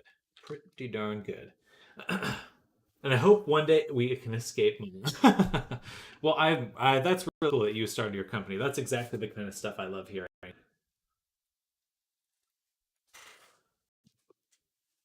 We run Maya Houdini Nuke Pipeline and became too ingrained to change. Haha. I mean, I talk about how much I love open source, and I have been, but I still use Photoshop. It's hard for me not to use Photoshop. I just know it. Like that's what I know, and it works for the most part. It doesn't make me cry every day, a little bit every time I use it, but just a little bit of crying. It does, especially with like seeing how poorly run some of these companies are. Like, it doesn't feel great to have something I like, especially with Unity. The last, yeah, all that Unity fiasco. it like made me really realize like wow, some of my livelihood's just dependent on people who may not have actually any clue what what the right move is. I could never leave Houdini though. That program is the ultimate. I do really like um Houdini. I've only messed around with it a little bit, uh, but it's cool, very cool. I'm very happy Blender's doing the GeoNode stuff because that gets scratches that same itch for me. So sad to see. It is. It is. But thankfully the CEO that was there at the time is gone. It seems like the perhaps internally the company did a bit of cleaning up, a little bit of cleaning up.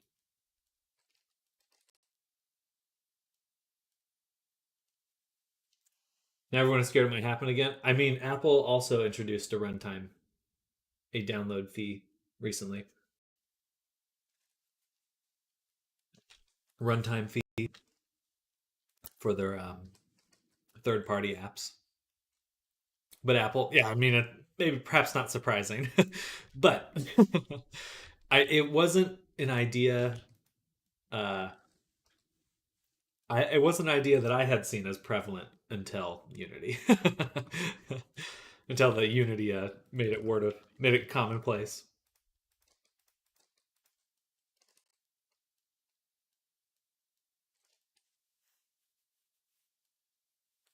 They bit the apple. They opened the box. I expect them to ask for blood donations to publish your firstborn.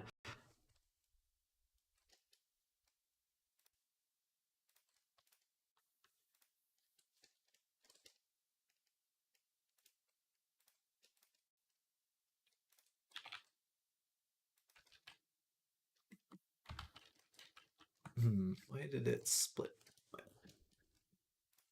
Let's do this one. Bevel.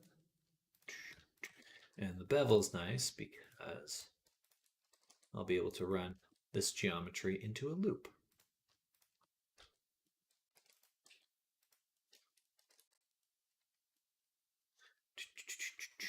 Does anyone have the Quest Pro or Vision, whatever? Quest Pro, the Apple Vision. um, love to know your guys' impressions if anyone's tried it yet.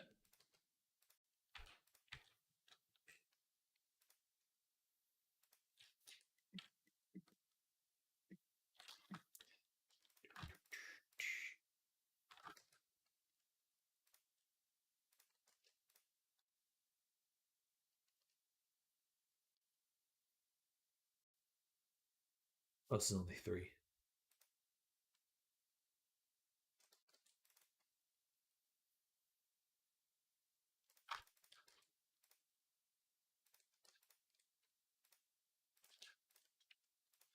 Does it work with VR chat? Not yet. Some people are making moves. It's not definitely not built for gaming. First guy to port it gonna make some street cred. Absolutely, they're gonna make some bank. Uh, I don't know if they need to port it though. They're just gonna have people. What am I trying to say?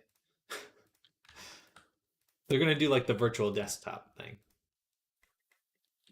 but for Apple. It is cool to see it getting so popular. I'm very excited by that. It's just a little more mainstream every day, and that's what we want.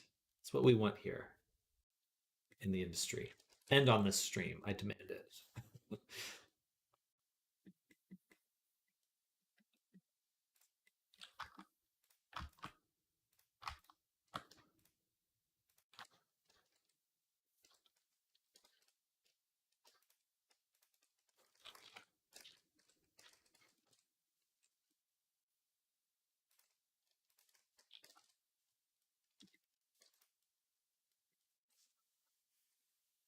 A lot of mainstream reactions have been about what I expected.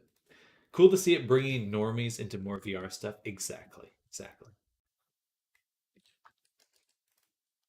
That's what it's all about. Um, Palmer Luckey, the guy that made the Quest, he had this really interesting article he came out with a while back about how free isn't cheap enough for VR, just with how bad user retention was with VR headsets. Like, certainly something that's been talked about before, but hopefully now people are really thinking about, like, oh, maybe I do want that. Maybe I do want that. It's like, yes, you do. Make it cheaper for us, please.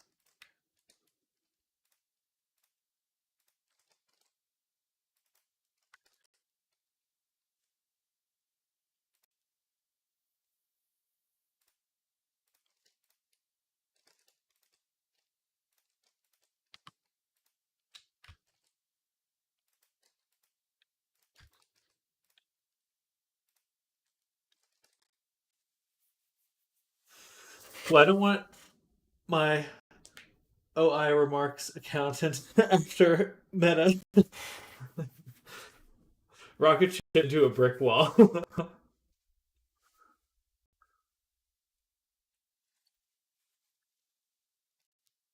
I wish someone paid me 1/100 goof to that around. It is pretty insane the amount of money that they're tossing in, and it's just the beginning. I mean, Quest Meta still really wants to come out on top of this race. It will be interesting to see if they do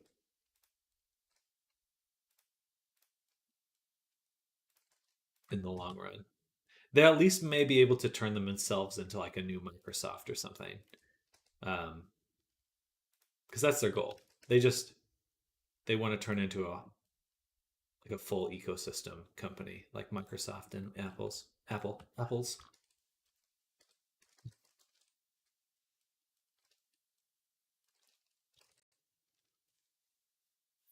How'd they spend $10 billion and it looked worse than VR chat? That I don't know. And it is funny because like Facebook's been showing off. Sorry, Apple's been showing off their. I don't know if you guys have seen their like face scan that talks. The face scan thing, like it's definitely pretty uncanny in some ways, but also very impressive in others. Um, Pretty interested to see. But it's funny to me that the Quest and Meta did have similar technology, like way ahead of Apple on that regard, but they just didn't end up ever making it. It never went anywhere. I have Mark's VR printed on my desk to remind myself my mistakes are not that bad. I don't know if it's necessarily a mistake. I mean, I'm happy to have the Quest 2. It's a good headset for what it is. Um, but I certainly feel that they have misread the market with the metaverse bullshit. All the crypto garbage. But his metaverse was the miss. Yes, yes, that I agree with for sure.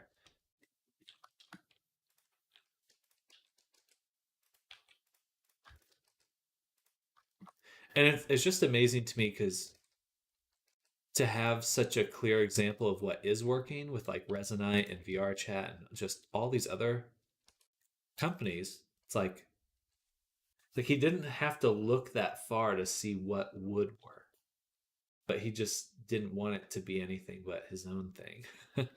They wanted the metaverse to very specifically be like just this one thing, hemming and hawing over it. A lot of the problems with the executives who, instead of just putting on the damn headset seat for themselves, just kept asking how it could be marketed, etc. Fair, but yeah, I whatever Meta decides to do next will actually probably be very interesting in terms of products and stuff because now the pressure's on. Now the game is afoot, um, and that's exciting. 6 edges, 4 edges. So I need 2 cuts here.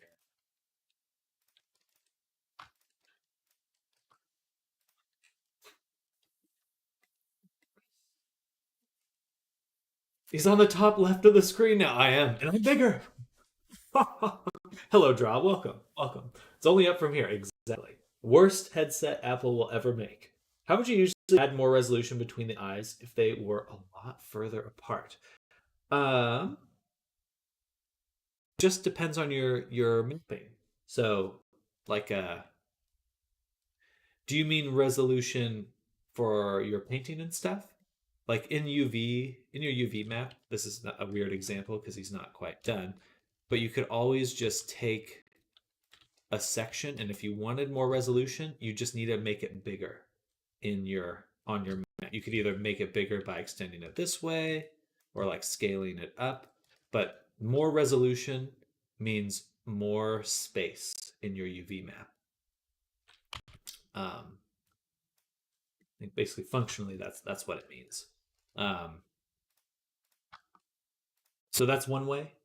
And if you have like your face island, like once you have all your separate chunks, like your leg and limb and torso, all those things are separated. Um, is VR Chat one tile UVs?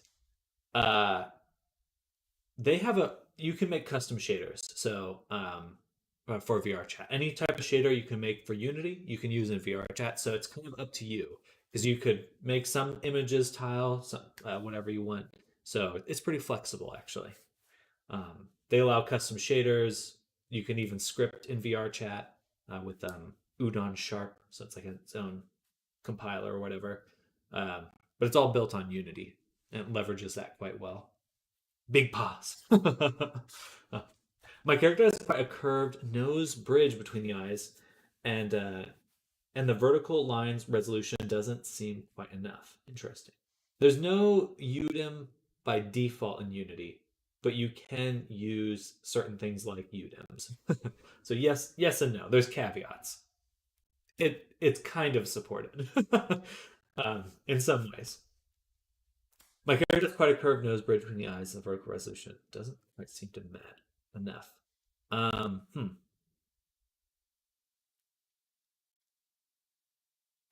That's usually why I square my UVs. What I usually do, and if we get to UV mapping probably tomorrow for this character, um, like in my UV map, you would want to make sure, like even if this was very curved, what you'd want to do is make sure that your resolution on your UV map is quite large, but then also that you're kind of like taking your edge and straightening it. Like you'd want these edges to basically be straight. Um, it's a little hard to explain at the moment. But if you want to send me, you're welcome to send me that face map in a blend file, and I could show you how I would do it. Oh, topology resolution, like cuts wise. Gotcha. Um, okay. What I would recommend is probably finding a loop that you could bevel. Like, so if you had, first is you could bevel it, and that way you could just basically add more loop cuts. But bevel is nice because it kind of keeps things. So if I needed more resolution and I had a loop, I would just bevel the loop or loop cuts. If that doesn't work, then you can tessellate, which is basically what I did here. So it's a little hard to see if you're not familiar with it, but uh, you can take like this square and just extrude it inwards. So we'll just do an example, like right here. If I take this and I shrink it in, and then I can add more cuts as much as I want, but it still keeps the edge topology of the square I chose relatively the same. So that might be something that could work. If it's right on the edge, you could delete some of the extra stuff that you don't want. That's what I did on the butt. I tessellated it, but then I made it loop over nicely. And I would just do that between the eyes. It's a little hard for me to say yes without seeing it, but yes. Potentially. I feel that I can say yes, but I can't say for sure. It's a possible solution. Yes, that's one of potentially a few. We go back to layout here. This is 8 edges. This is 6 edges. Bam. Just press the Dynamesh button 2 times.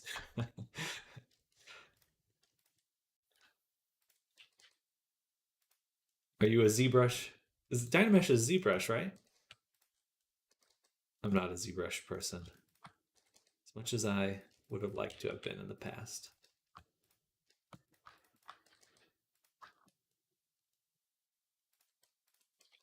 Bam. Just gonna try to get this spacing nice and even.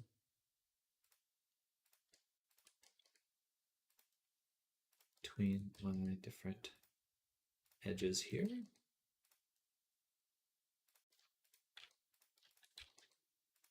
All right. And then we're going to apply the mirror, or apply the shrink wrap while duplicating it so I can still keep it. Wireframe, slide, relax, smooth that out. Oh, yeah. Nice, clean. Beautiful. Beautiful.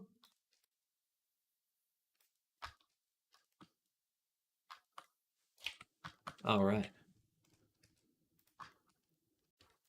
Yeah, if it's a paid product, somehow we are using it. Cry. Used to be a professional, that was cool, but how things change. Yeah. I remember the good old days of Substance for Adobe. That's my old man yell.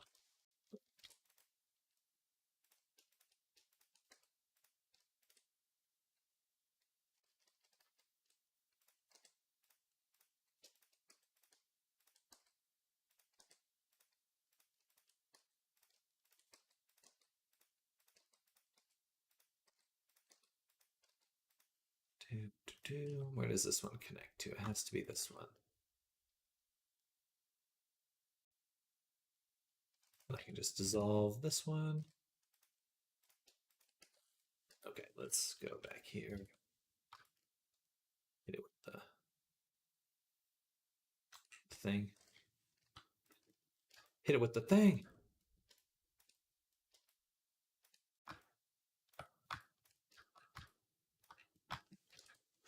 Used to be professional. I had a lot of good ZBrush artists say they switched to Blender and the sculpting tool set was very good. Yeah, there's a whole guy, I forget his name, but he basically makes he's made a whole YouTube channel around I switched from ZBrush to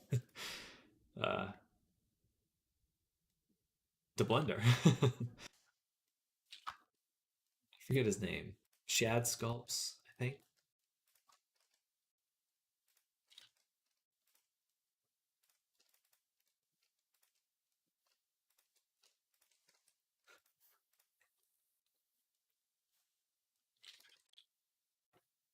There, I sent a screenshot. Let's take a look.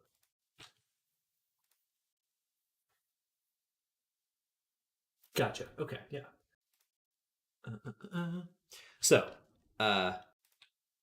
very cool look. I like the eyes. Speed chart. That's right. The speed chart. Yeah, yeah. His whole thing is that he switched. You could definitely do a loop cut right here if you wanted more. For the nose here, you're talking about, sorry. Which area is a concern to you? Is it the nose or the bridge right here? You specifically said between the eyes, so right here, I'm assuming.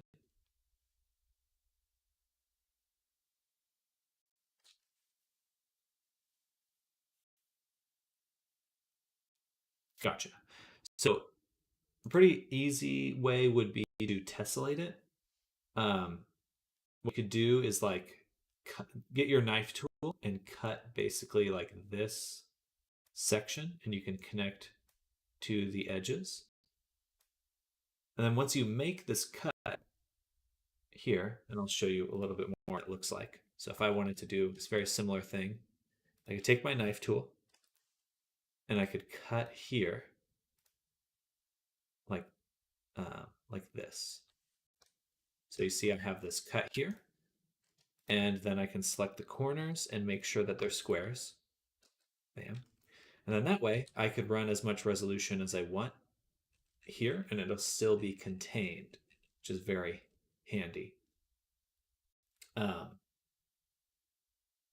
that could definitely be a way to do it. Another thing is on your character, you do have a decent amount of resolution right in the eye. Potentially you could run another cut into the eye ring and then kind of move it over more, move it this way. So just add more resolution around the loop of the eye, and so then you can push the resolution over more. Now, if you want more just and only horizontal resolution, like cuts like this, then I think you need to just do a loop cut, a loopy cut. But than that, looking very good, very cute. Love the little nose and the body and stuff. Very charming.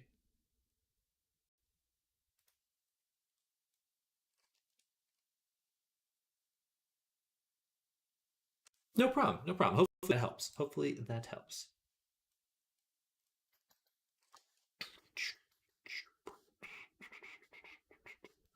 Thank you for your help. I'll give those a goo. Give them a goo. Okay, we're going to do another cut here, mark sharp.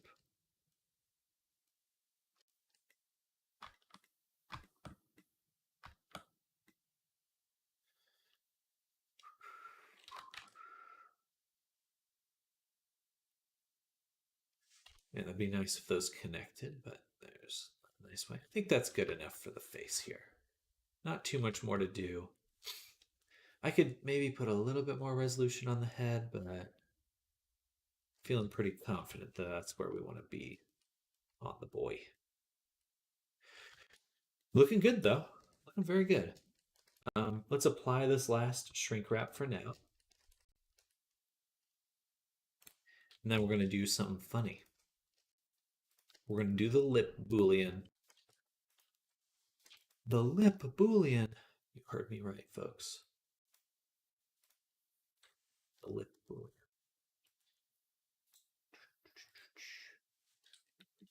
So what that is,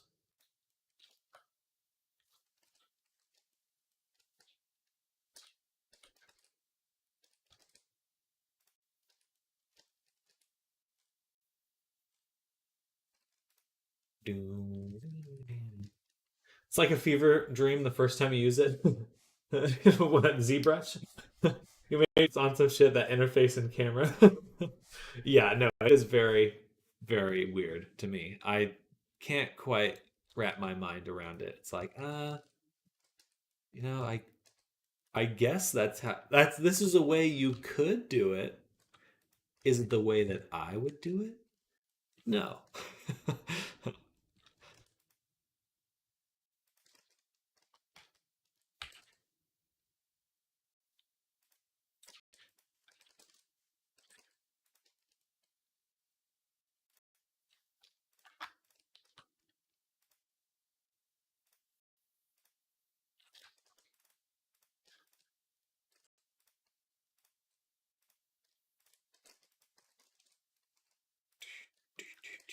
All right, so what we're doing right here is we're going to be making the mouth cavity.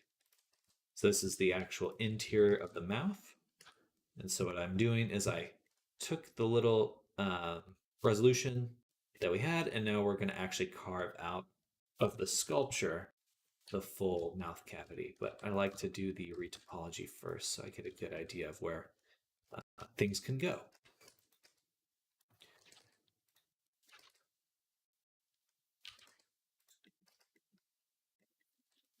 Hello, Goo. Welcome. Welcome.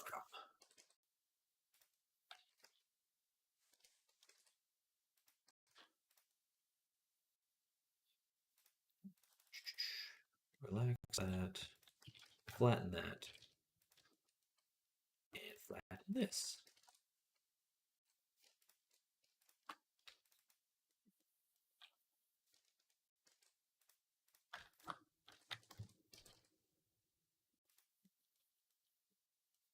Okay, so here's our start of our mouth cavity.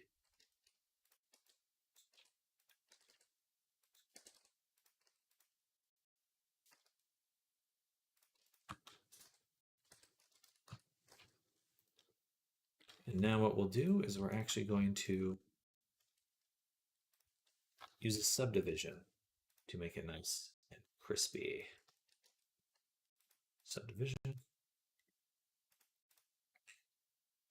Otherwise, the Boolean's not going to work super well.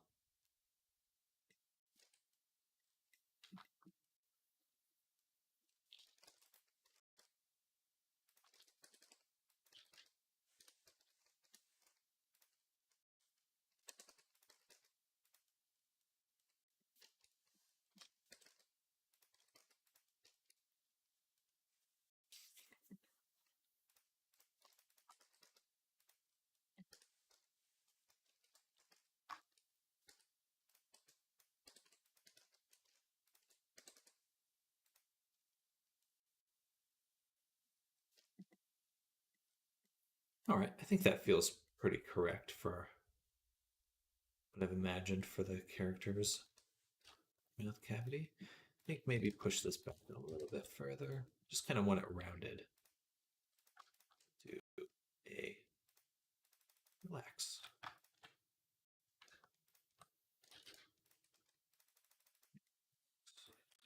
And lastly, mouth gap. Hope you're having a good day today, Sam. Thank you, Goo. I definitely am. I definitely am. It's a good Monday. Nice and relaxed. And I'm going to get sushi tonight, so can't complain. Definitely the work I did on the weekend kind of makes it feel like I just rolled right back into my desk because I basically did. So, but we did actually finish all the difficult parts of the mech dragon last few days, so that's good. Very good.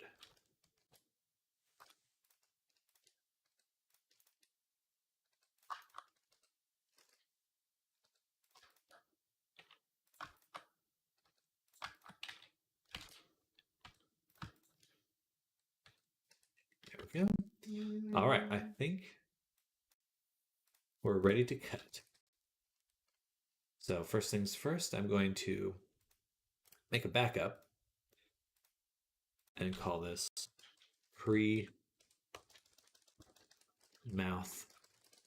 cut.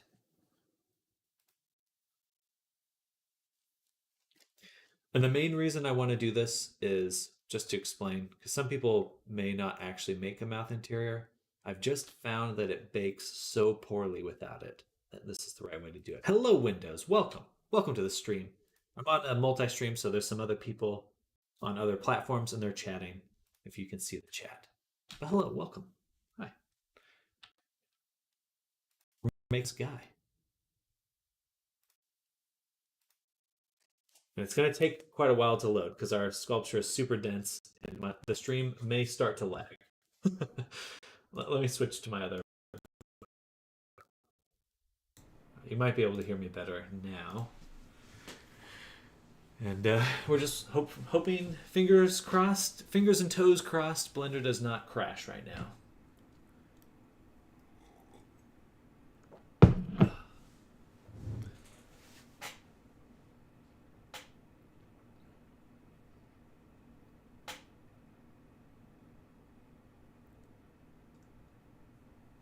Oh, oh, I think it's working.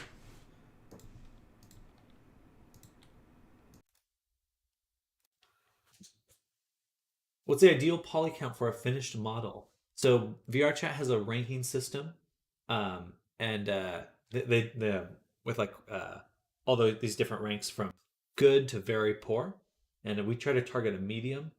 Anything over 70,000 polygons is automatically ranked as very poor. So 70,000 polygons is like the upper limit, but you can upload any size avatar to PC at least, which is pretty cool. I think there's a lot of value in that. I think we should make the mouth a little taller. I'm gonna turn off Boolean really quick. Would not have thought that even went that high. Yes, I think there is a dichotomy a bit in VR chat with power users of people who have really good computers and are not afraid to use them for VR. And like people on Quest and stuff might either crash or just never ever be able to view these high resolution avatars. Um, what about power mouse? I mean, is that too? VR very much lives into the leans very heavily into exploring. Carols must add a lot, not as much as you think, and a lot of the very stylized anime toon characters, just stylized and characters are I mean you can certain users that are having polys just by walking around on character. So that certainly gets they're basically pressures at that point. Audio cutting in now. Oh, sorry, it's this operation that Blender's doing, but it should be over now. Might be dropping frames. It's my it's my Boolean. All right, but that looks good. All right, we're gonna go ahead and apply this now, and that will also lag it a little.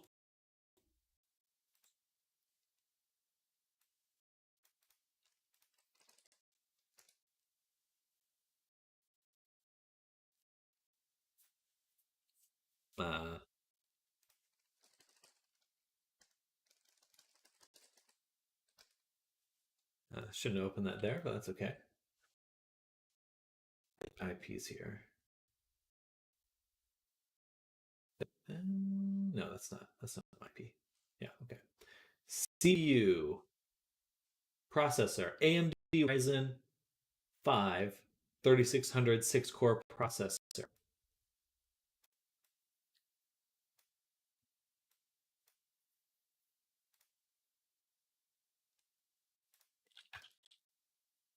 So 6-core processor. Cutting edge. Maybe not, but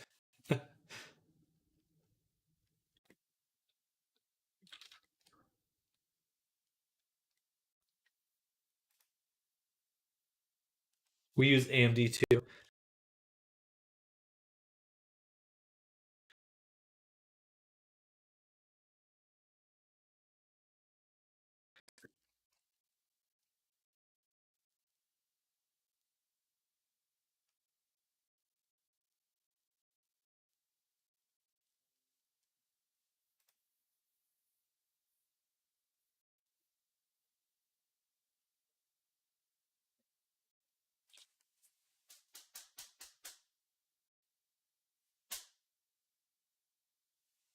All right, I think I'm back. My internet kind of shitting itself. You're supposed to cut the mesh, not the stream. Trying. Looks like the internet's back. But I don't know how. I don't think that would affect it here. Who knows, though?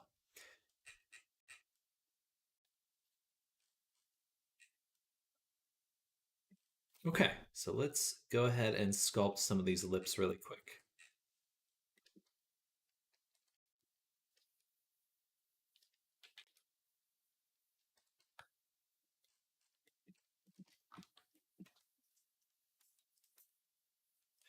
Oh, actually, I see. Okay. So we'll go ahead and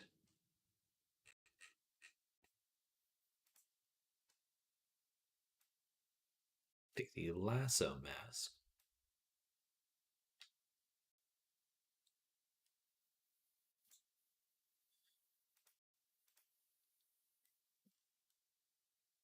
Perfect.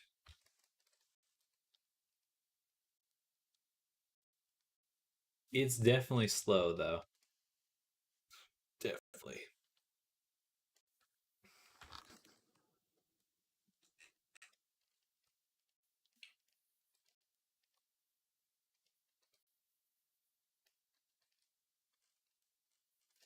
Okay, but now we can really get in there and sculpt these lips, which is cool. I was always never sure, or never, but I didn't have a good intuition of like when I should go in on lips. I feel like I understand. It's like just the basic shape. Wait until you have some. Wait until you can actually push the resolution to go in and do the detail. Again, the hard part with the sculpting is just resisting the urge to go in right away with all the details.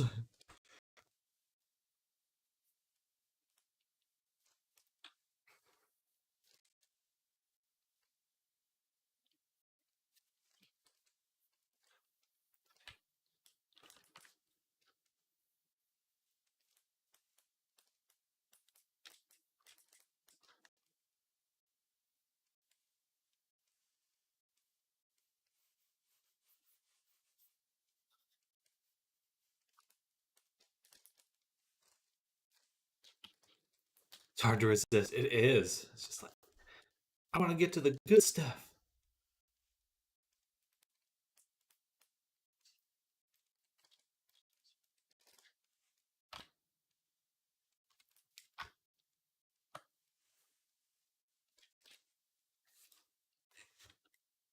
Okay, we got a little bit more definition on his lips.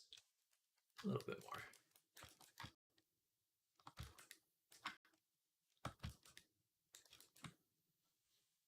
But we'll be able to close them up later should it require any additional changes. Lip looks a little pixelated.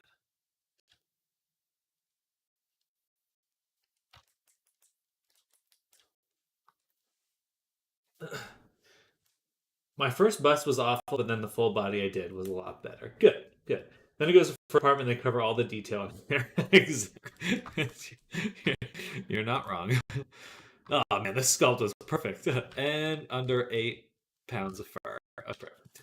I learned that I preferred Blender for sculpting than ZBrush. Same. It fits my thinking style a little bit better.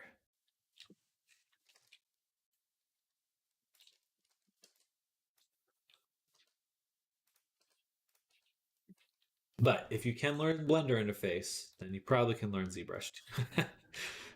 Can't be any worse than some of Blender's interfaces. Needle but same with drawing, haha.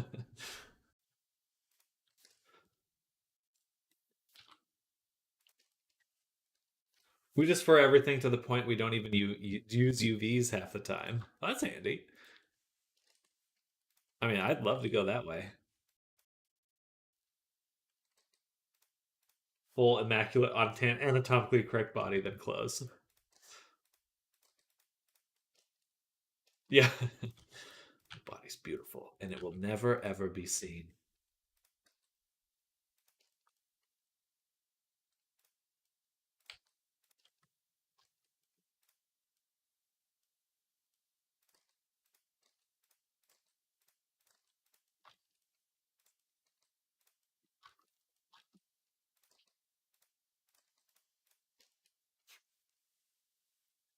400, 500 poly characters, no UVs, and covered in fur. Living the dream. I mean, maybe we'll be able to get away with that. Actually, there are some really cool fur shaders in VR chat or for Unity that people use in VR chat. Um, so you can kind of get away with it a little bit.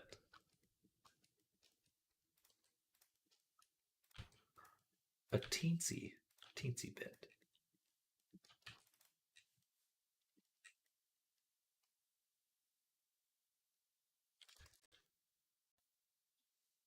Let's go ahead and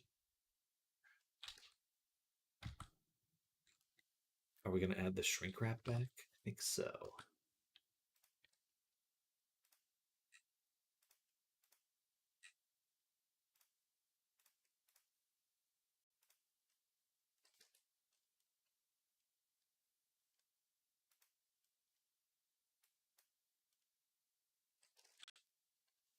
Do you remember what they are called? I'm curious to look at them. There's the fast fur shader, and then Poyomi has a fur shader as well. I believe it's only Poyomi Pro though, that has the shader. And I think they recently came out with an updated version of the Poyomi one. But you probably want the fast fur one. It's got like a whole grooming dealio that you can use. Warren's fast fur shader. That's what War and Peace was all about. Fur.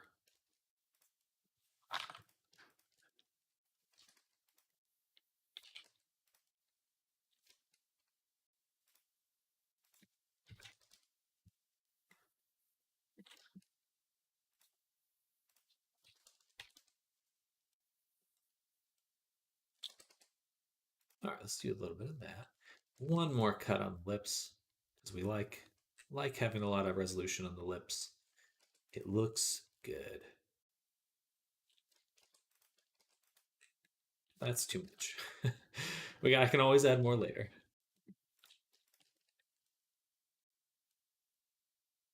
Oh yeah, and then I can actually go to hidden, take this thing, duplicate it. I forgot, that was the whole reason I did it this way, is because now I can get rid of the subdivision.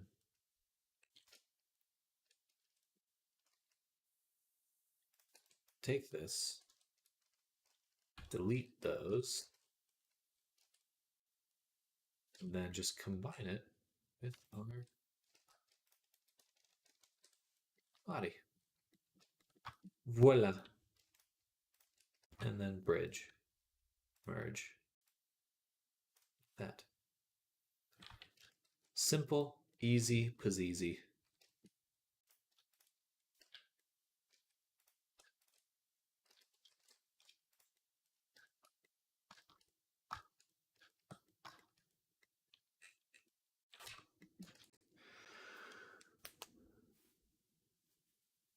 I like 5 inches shorter like 2 minutes ago. Let's go draw. Was it? Do you already have a buzz cut? Or I don't imagine you have a buzz cut. I don't know. Are you a buzz cut kind of person? Thingy.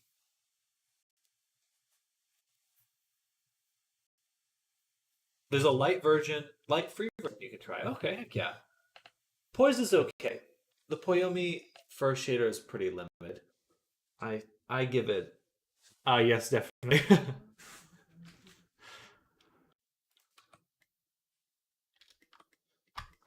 My hair used to go to almost my belly button. Wow. Long, long hair. I've never had. Don't think I will never have hair that long. I think at this age, by the time I grow it out that long, I would just be going bald anyway.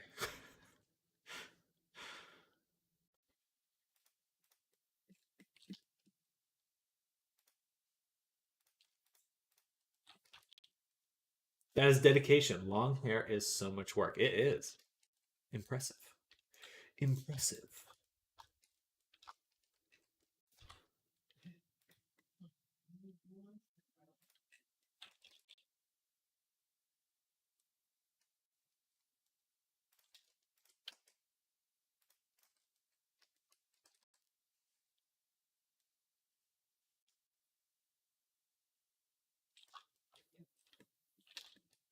All right. It's looking pretty good. There's not too much more to do except for the shoulder. Let's get the shoulder done. Hope you got everything worked out with that buyer draw. Yeah, I hope so, draw.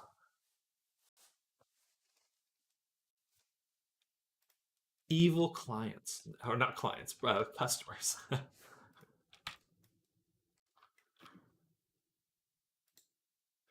suppose they're not evil, but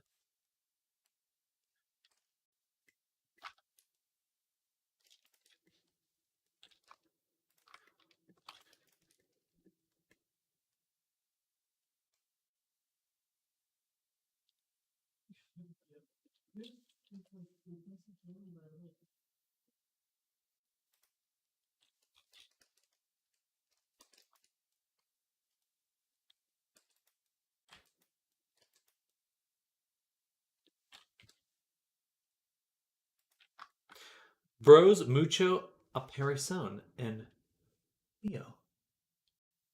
Aparición. Aparición.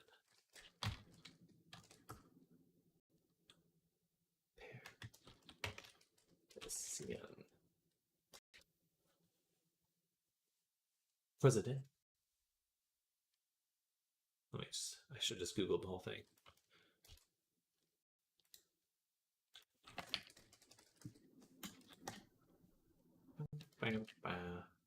Bros, a lot appeared in mine. Have I come up in a lot of your videos? That'd be cool.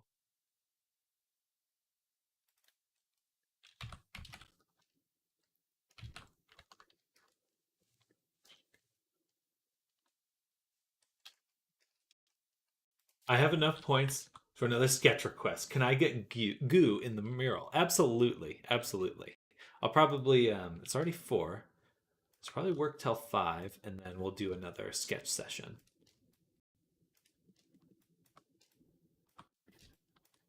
Another sketcheroonie.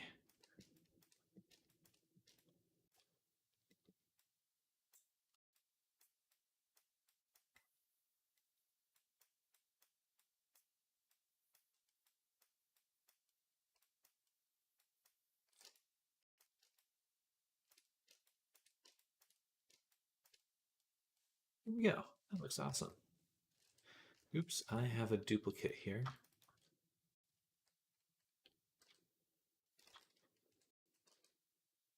Yep.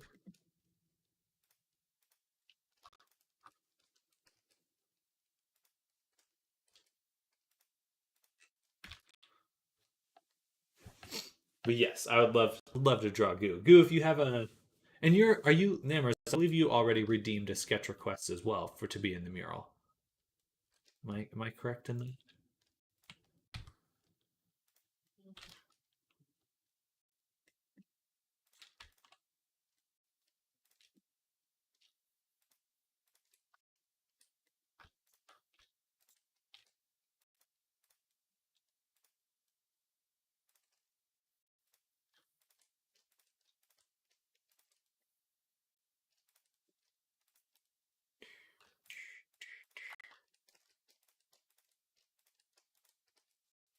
Oops. There we go. Okay.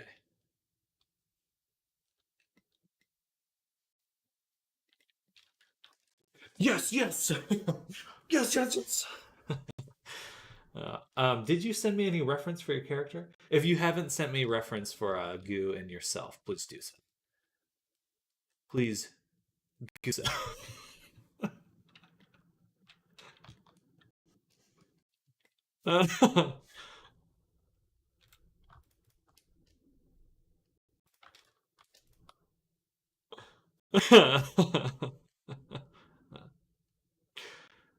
I couldn't help myself on that one. It's funny.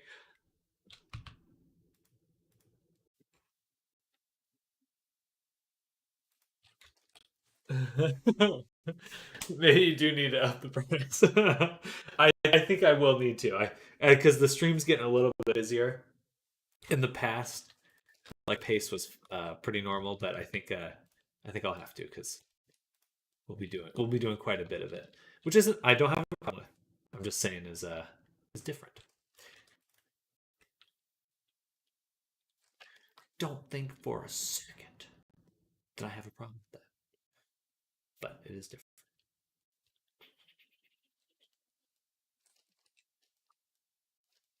All right. All right. He's looking really good. Look at all these little lines.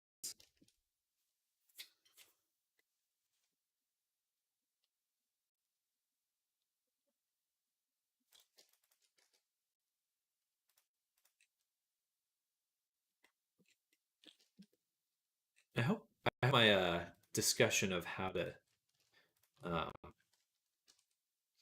read apologize. It made sense.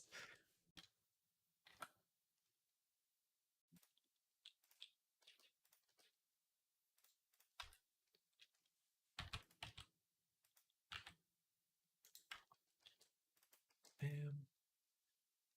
And then we'll mark the seams here.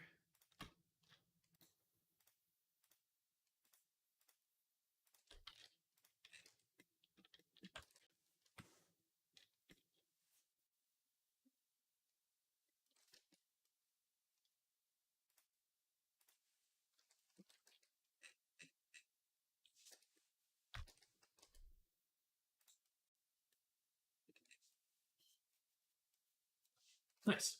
Definitely been the clearest guide you've given for Retopo. Okay. Well, we are refining it. We're practicing for that that version, that final version that'll go on YouTube.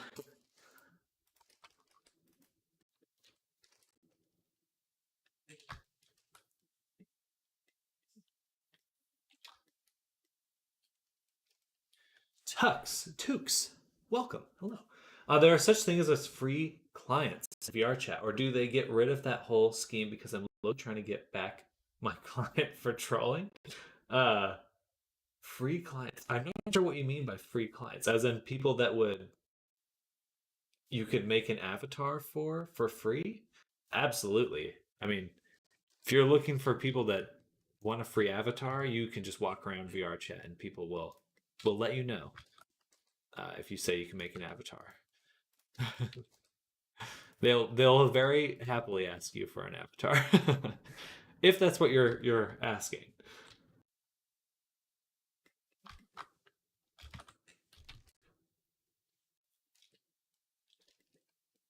Okay, body retopo done.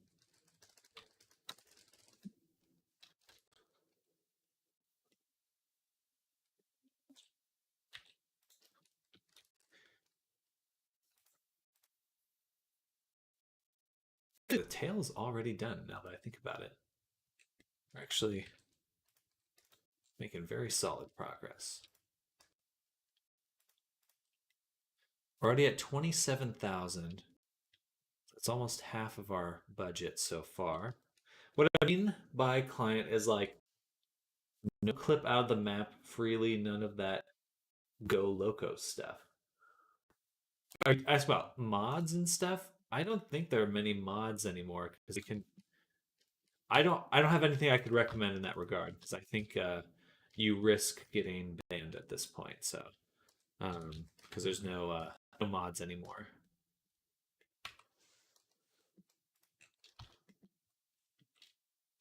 They introduced EAC, some sort of runtime thing that gets rid of cheats and mods.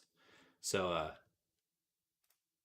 you can do it, but you just put your account at risk is the reality.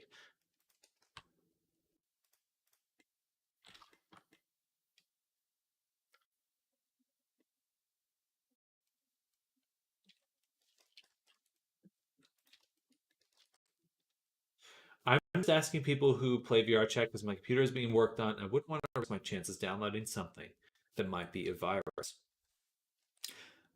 Definitely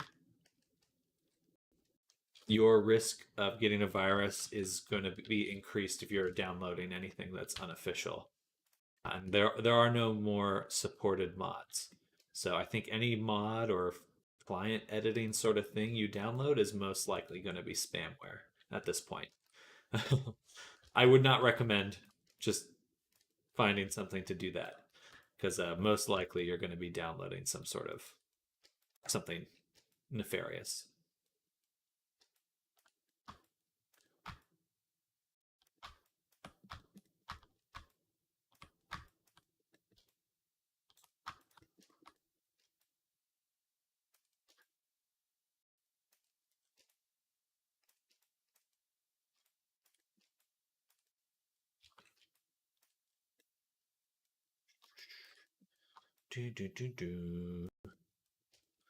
All right, that looks really clean. Really, really clean.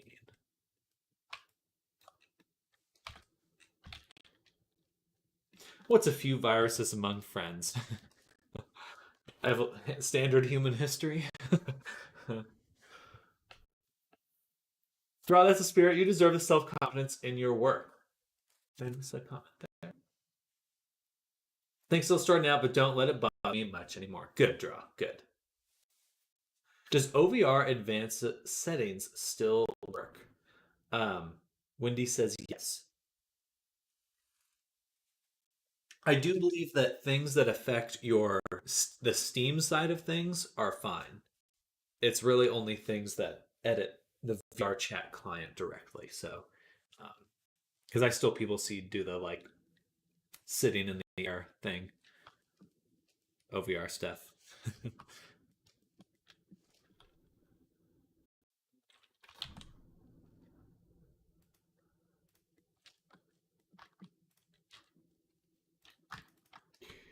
Sharp, boom.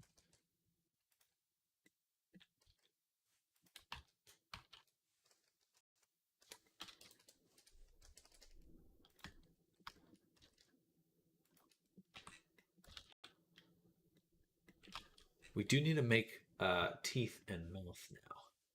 So let's go ahead and hide that. We're going to turn on skull body.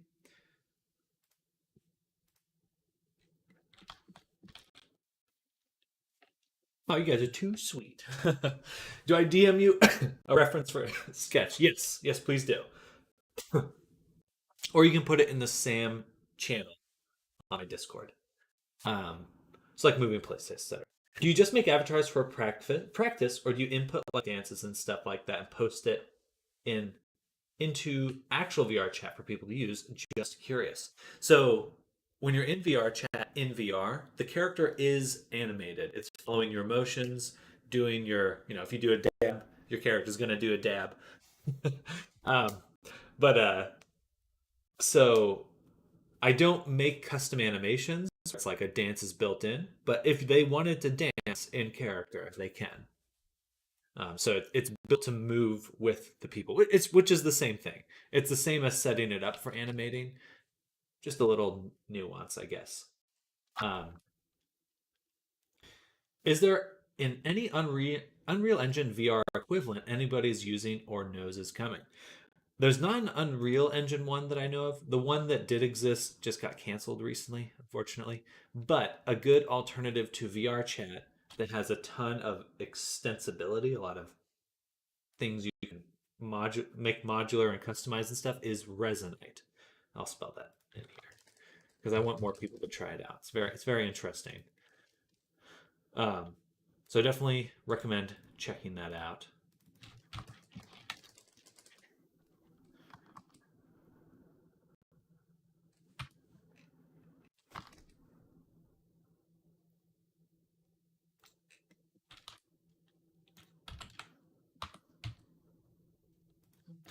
I'm off the charger once more until next time. Sounds good, Zoom. Enjoy your evening. Enjoy your rest. Thanks for hanging out. And we'll see you tomorrow, hopefully. Um, either way, enjoy your evening.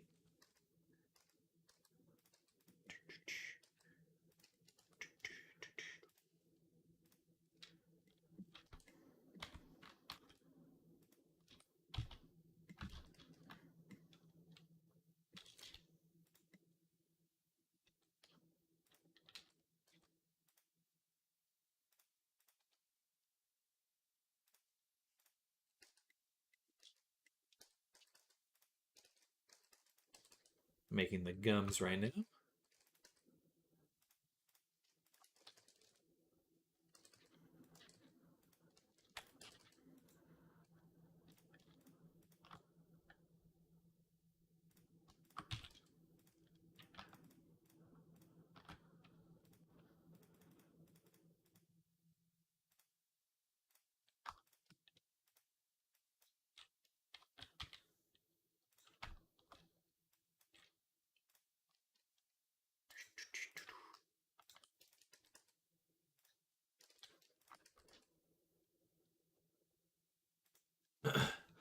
All right, man. Cheers. Thanks for answering all my questions. Have a good day. Same to you, Tux. Thank you for hanging out. Enjoy your day. And if you have any questions about VR chat or making things, come right on by. I'm here all the time. I always forget about the whole VR thing. Is the headset needs to be able to render everything. Yes, yes. It's unfortunately a little bit more like a mobile game than a PC game. How do you actually judge how big the inside of the mouth should be? Is there any indicators or just intuition? I think my best intuition is the jaw, right here, like the jaw. It's like it shouldn't go farther than the jaw. Um, Other than that, I am just kind of guessing. But I'm okay with guessing right now because as long as the bake is good, I can adjust the mesh that I use later just fine. I could shrink the inside of the mouth or make it longer or whatever. Um, as long as the bake is good, I'll be fine making minor adjustments.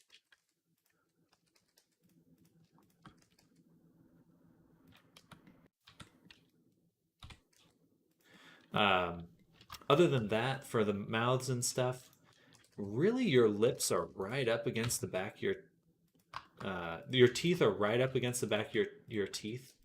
The lips, your teeth are touching your lips all the time. So it's like that's kind of what you want to do when you're making teeth and gums. Um, they're basically just hanging out there the whole day.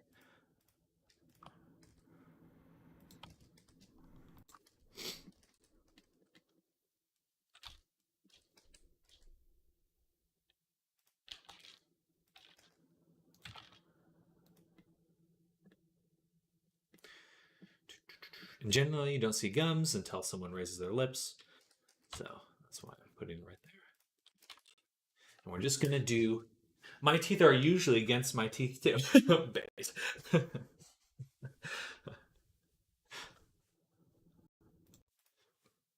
Excuse me. All right, let's go ahead and we're gonna take this right here, duplicate it, move it forward, fill it, Control L, separate it, and this will be our first tooth.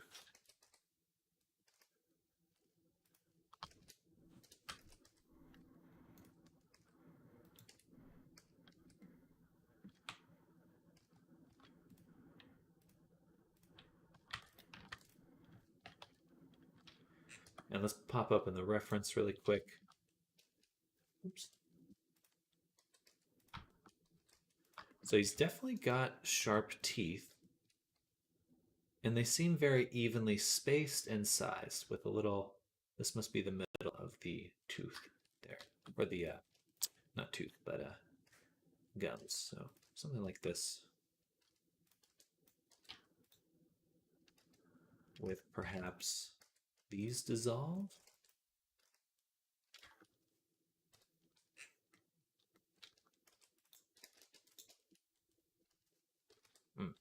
Didn't realize it was angled.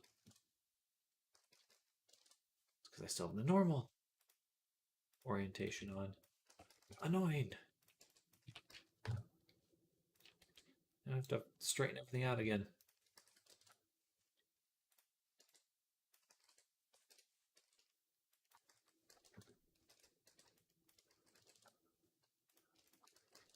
There we go. Then we'll crease this one. Maybe not crease, but I think we will definitely do a bit of this. Bit of that.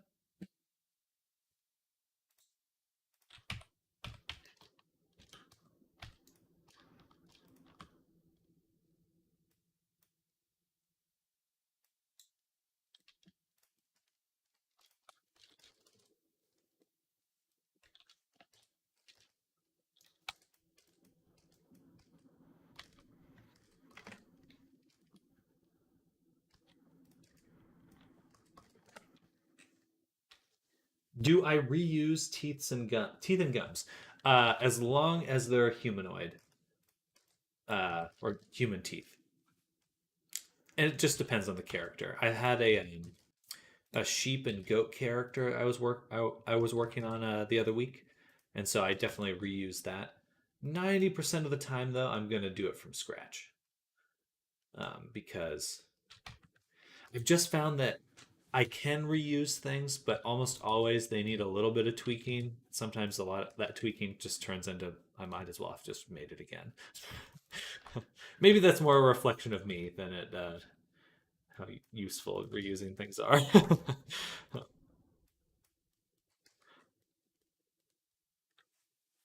Nobody wants to make new ones. We have like one set that's been passed down from generations. I just love baking. I love baking. Depends on detail level, I guess. It's true. It's true. I do I feel like I have my system down for teeth now. So if you want to copy that method, feel free.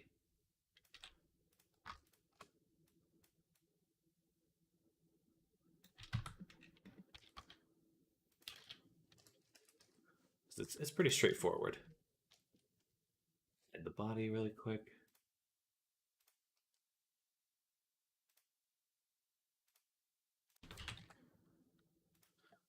Mostly what I do is I cheat with teeth by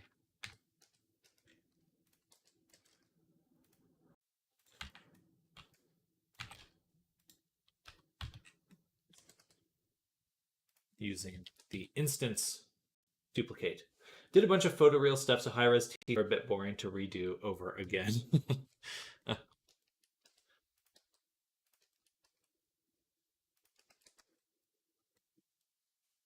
Put it right there. All right, Alt B, and now we can, oh, actually, before I do that, slap the mirror mod on there, hit it with the origin, turn off merge. Got them twofers.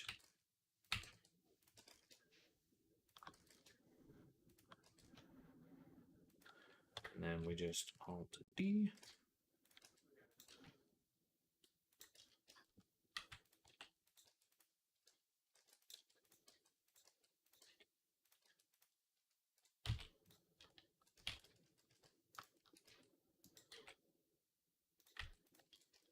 And we'll do one.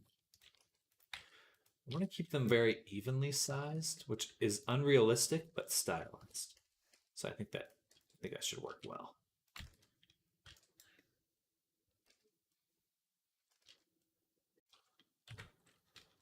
Do a cut here.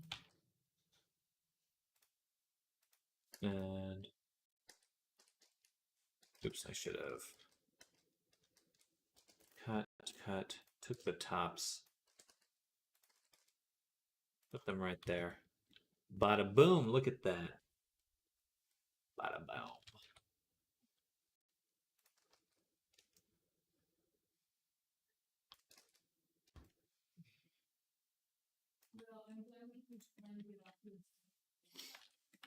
Ref sent and secured. Perfect, perfect. Thank you, Bruce.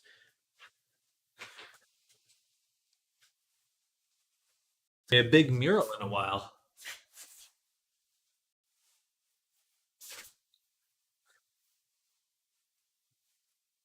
We got 4:30. Probably another hour and a half. Damn, look at the pointy teeths. Pointy teeth.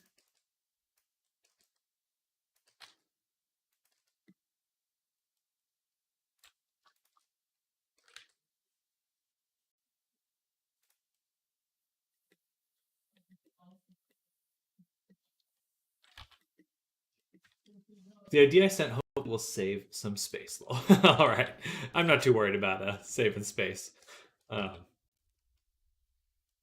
It'd be fun if it was like sprawling. Goals. Goals.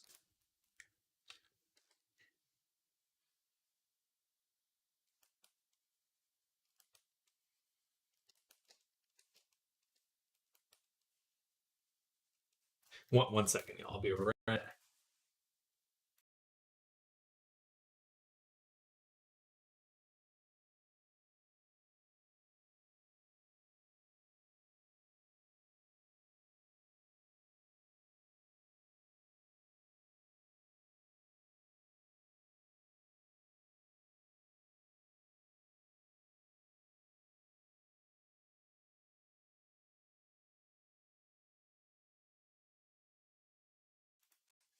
Gonna have to get it stickered on your wall when it's huge. I really it's time. It's been time for me to make a VR chat world. So I'm gonna make like an actual world to put the mural in, and we'll fill it up there.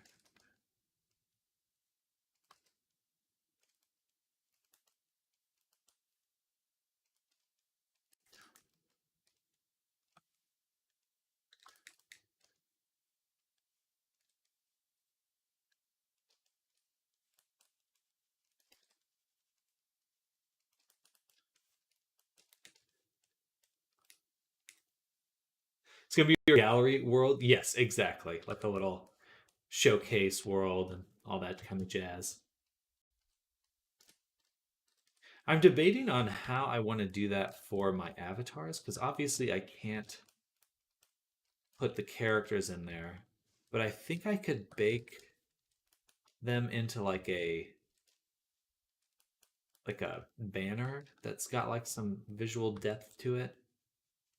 Be like a little fakey card thing, but I think it would work pretty well.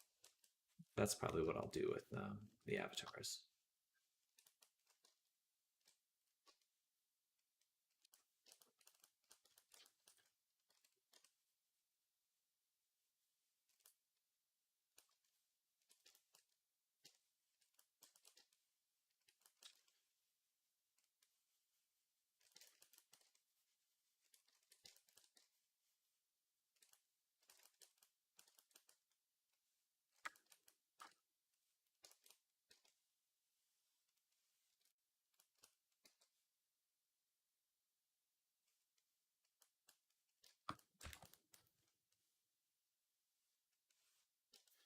Man, all right.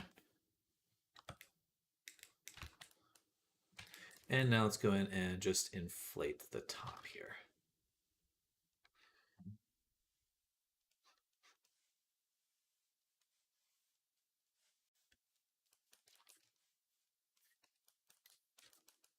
All right, that looks cool. How do they use, how do the museum worlds do it? Um, a lot of times they actually are putting the avatar in there. It's like it may not be rigged, but a lot of worlds do have the character in there. I think they kind of view it as like a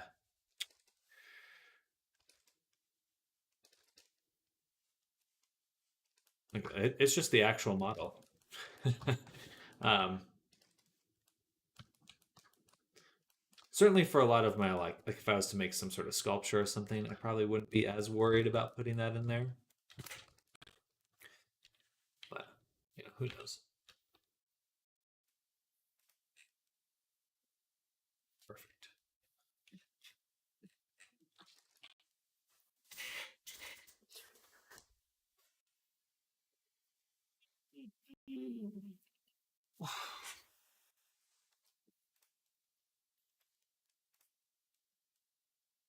So we've got our teeth now. Now we need to retopologize. So I'll make another collection. Three. Would you not do it because of the risk of Abby being stolen or something? Definitely not for my client work. For my own product avatars, I wouldn't mind doing it. It's a risk I could probably be okay taking. For my client work, I wouldn't.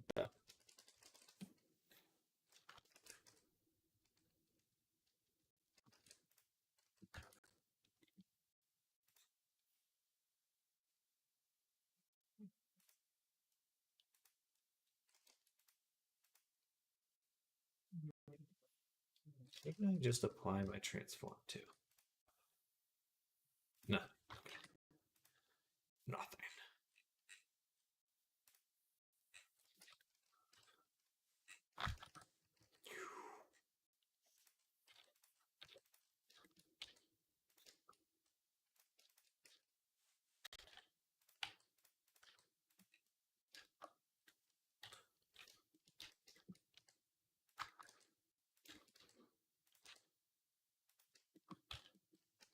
And then subdivide that. Oh, let's 1 in the morning here. We'll stop by again sometime. Have a good one. Sound a good noodles and buns. Thank you for coming by again. Thanks for hanging out and chatting and the follow. Wishing you well with your projects. And yeah, I'll be here all week. So hope to see you soon. And good luck.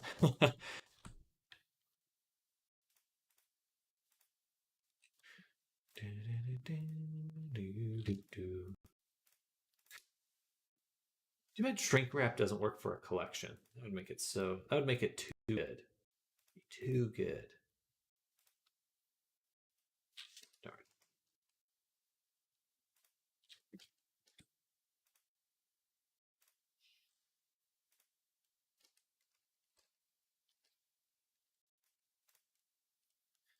That'd just be too good.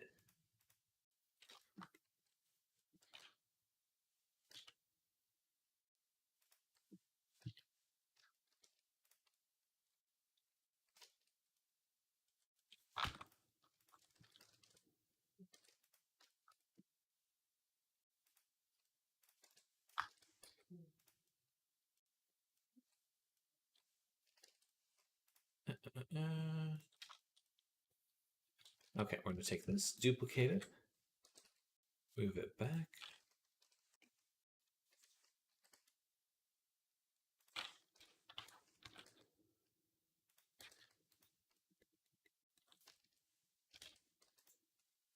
Frankly, someone put that kind of effort into use my work for free. More power to them, lol.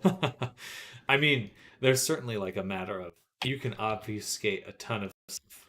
So it's like, yeah, if they're able to get a working version out of all of that, like, man, you might as well. I don't know why you wanted my avatar that badly when you could have just made your own. I mean, I guess it's a compliment.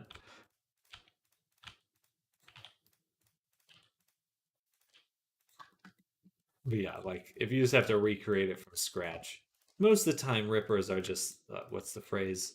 A script kiddie. Like that seems to be the general uh, demographic, perhaps.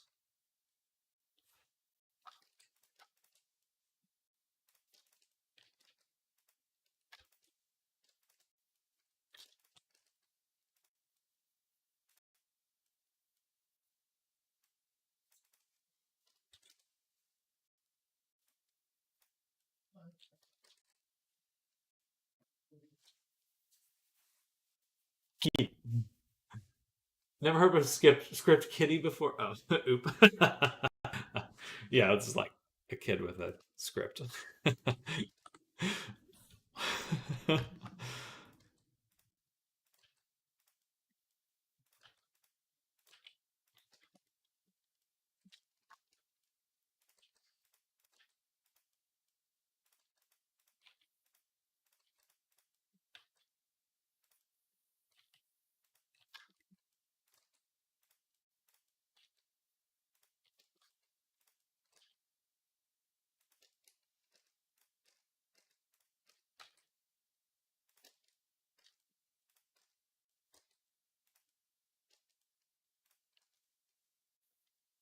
Well, if VRC does another Avatar jam, I know what to submit.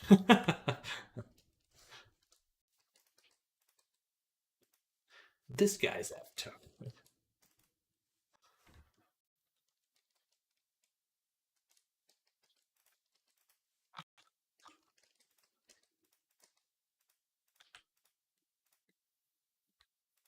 Did I not paste that? Should have done it like that and that. Just cut here.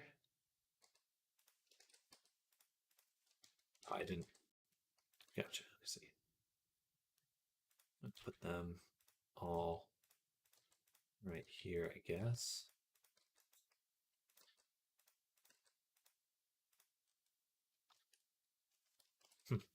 Interesting.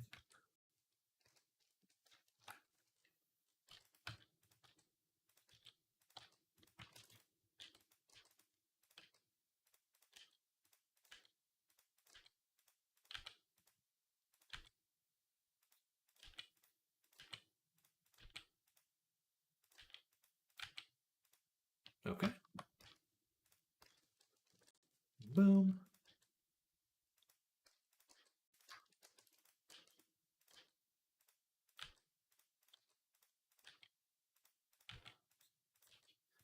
And put this here, then put that there, then put this here. Rinse, repeat, rinse, repeat.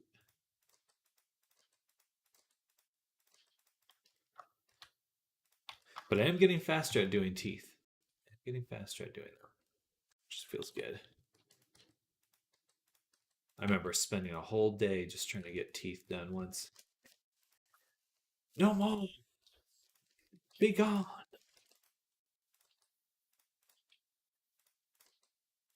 Be gone from me, soy beta cuck.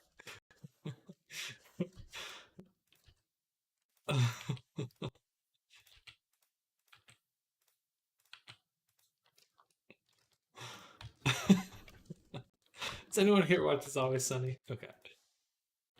You're definitely dedicated to the task, bro. Hi again. Hello, Yasuke. Welcome back. Indeed, indeed. I mean, I do this full time, so it's my job. But also, yes, I do love doing this work, and I will pack in the time.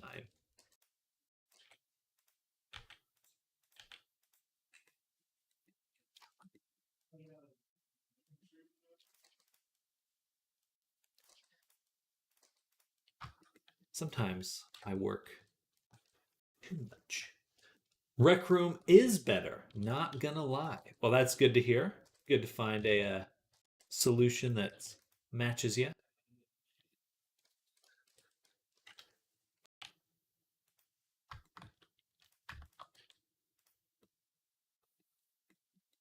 I think Netch was having some trouble running VR chat on their mobile device.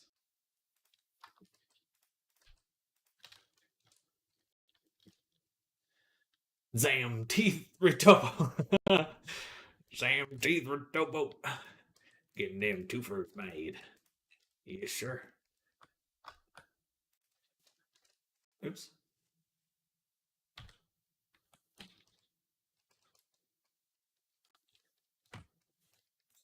Are you French? Is there something about their name that implies that they're French? I thought you were French, Yasuke. Given it's quite different from the teeth you did for Evan, a lot easier to understand. Yes, yes. I think I got a little lost on Evan's teeth.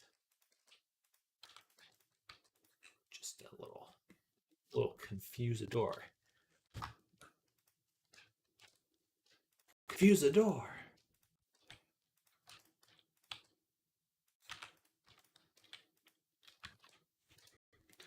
All right. And then one more time, we're going to go through one more ring of cuts.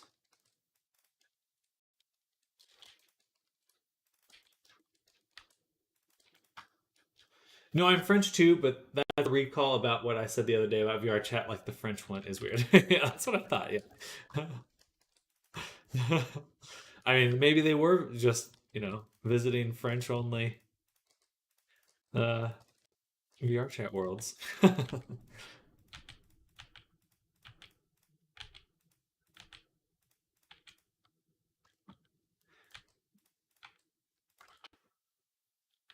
1, 2, 3, 4. 1, 2, 3, 4. No, but there's still one more layer. Okay, there we go.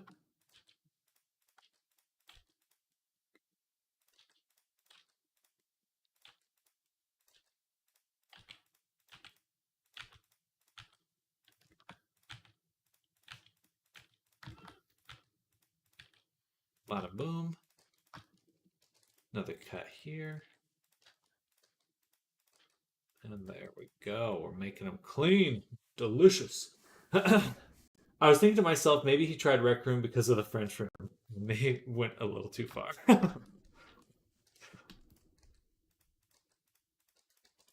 Oops.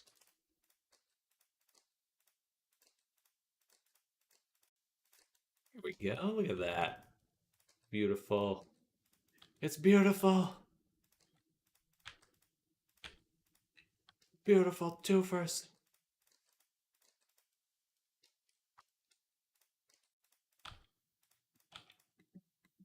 My God. Beautiful.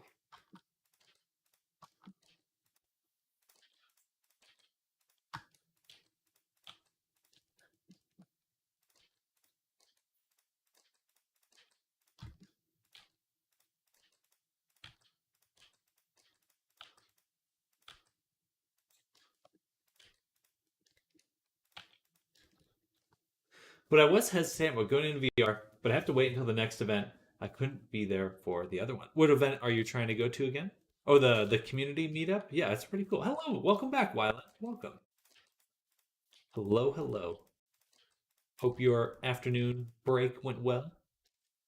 If it's afternoon for you.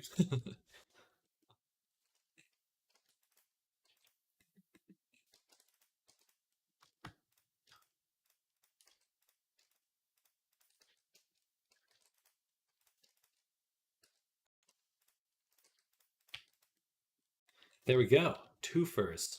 Done. Efficiency. Yeah, the community one. Okay, heck yeah.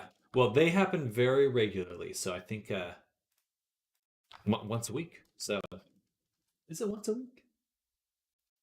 I'm pretty sure it's once a week.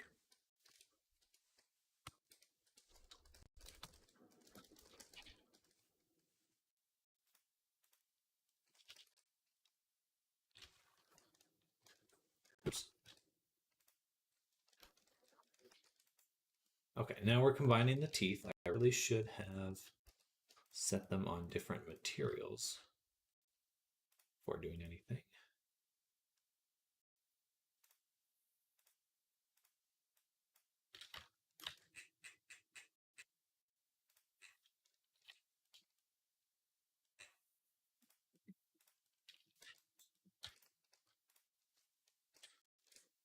What? What the heck? There we go.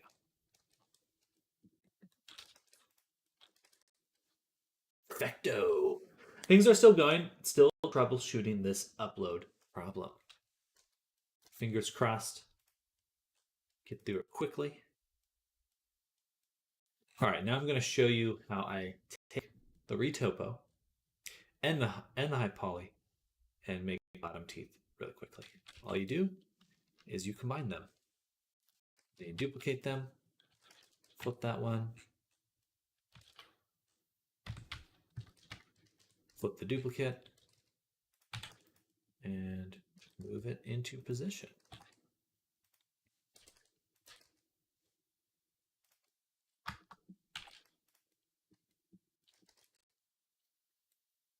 Apply it, then go into it,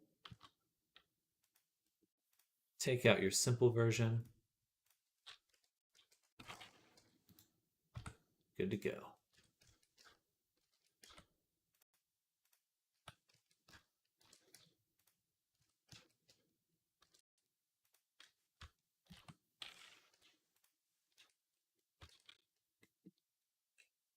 All right.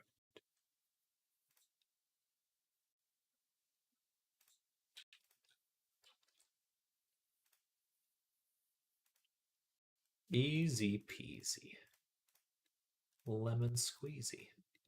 So now we got the teeth ready to go. Take both of them, this outer edge, 2.660. Match up perfectly. And slap a mirror mod on the both of them.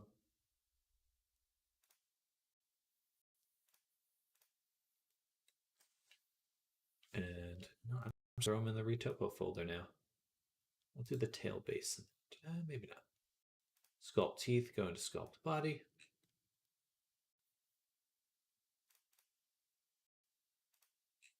$13,000 so far. Nice.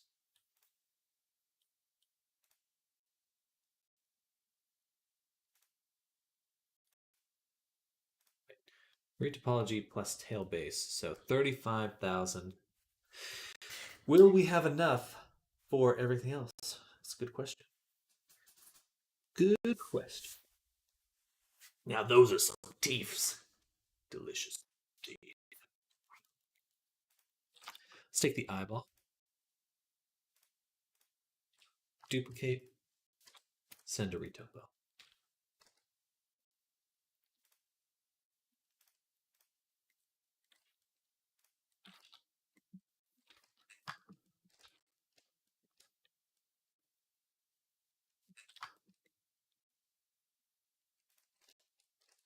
Let's make the tongue our tongue. That one I may steal from someone else. Some of the body. It's been a struggle, but hey, we found out it's not the blueprint, and it's still saying it's the SDK. For our chat, are using the creator companion. Or no, you're doing the I know what you're doing. The thing. The Valheim mod.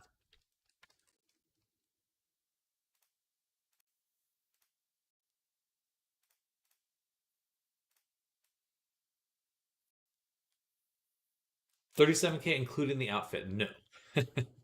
No, in fact, that's what we're going to be starting right now.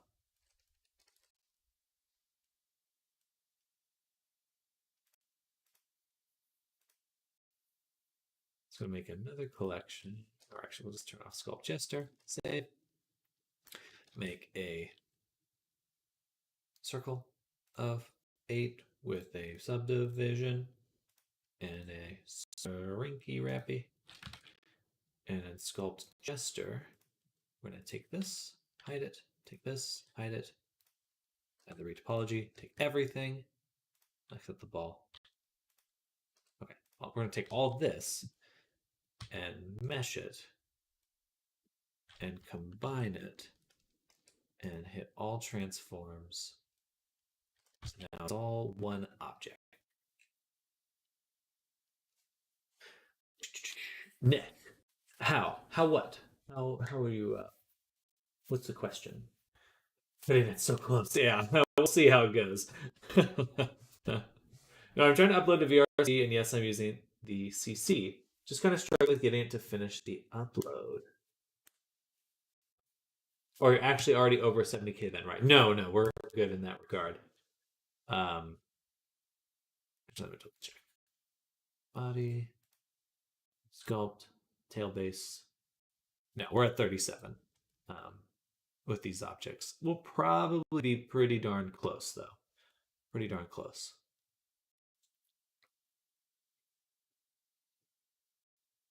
Actually, with both outfits, we'll probably be over. Most likely. Most likely. I mean, the outfits are actually pretty straightforward. They're not a lot of complex shapes, so I think we can do well here in this arena. Though the legs are touching. The legs are touching. Shit.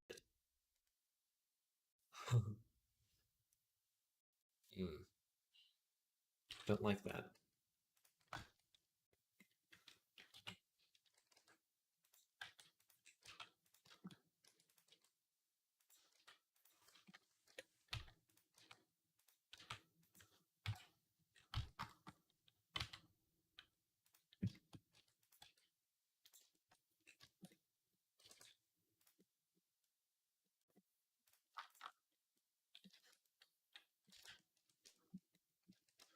Bada boom.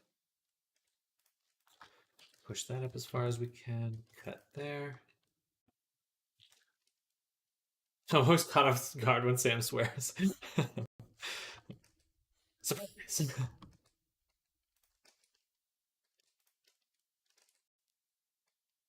got to keep you on your toes.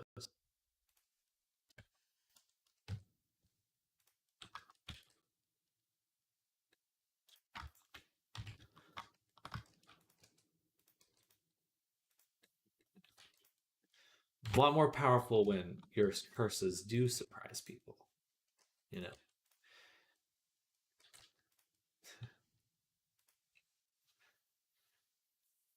I can show you the 2 fails that it has been giving me and see if you can make heads or tails of it. If not, that's fine. Yeah, go right ahead. If you have a link or a screenshot to share, or just copy and paste whatever message it's giving you.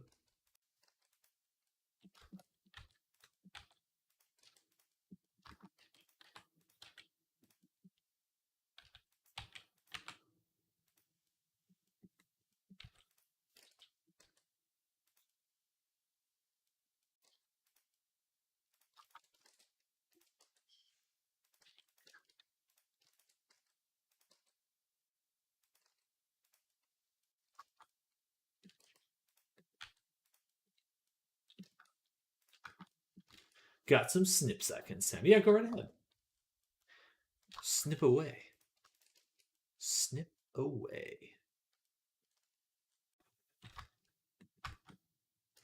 And I think we can hide these things for now.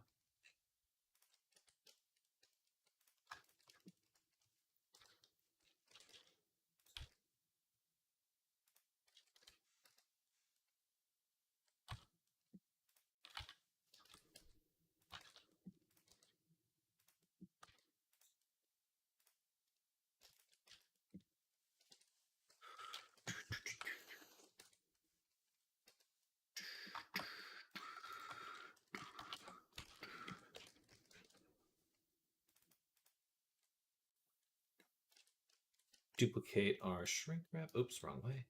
I can't do that just yet. Just yet. Should I just post them in your Discord? Yeah, go right ahead. You can post them in the help or general, whichever. I should probably make a Unity channel as well. That would make sense. That would be a reasonable thing to do. Or a VR chat channel.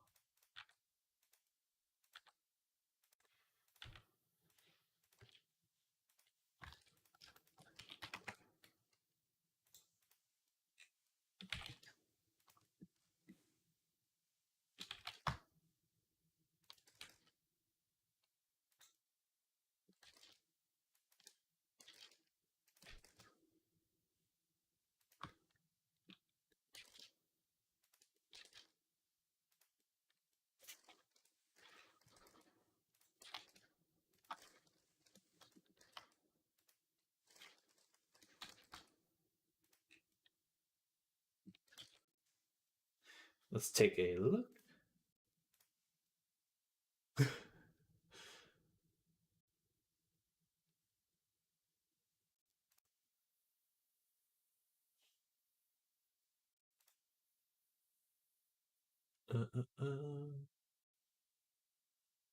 General. There we go.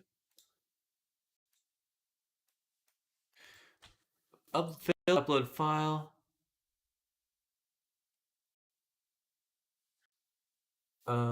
Create new avatar. So it's trying to create a new one.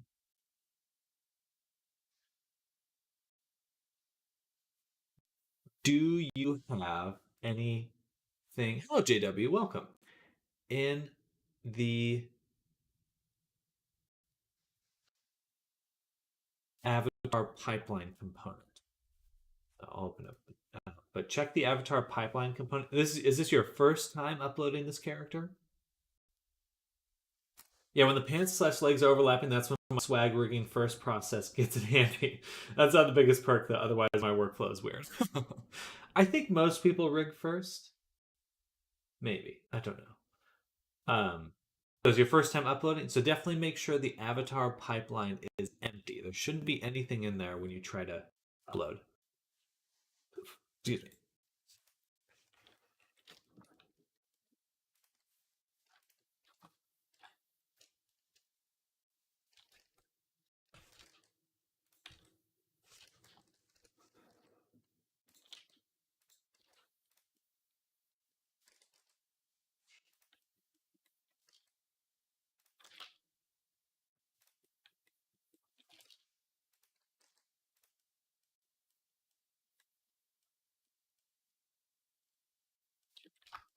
And then if there was something in there, then try uploading again. If there isn't anything in there, then let me know.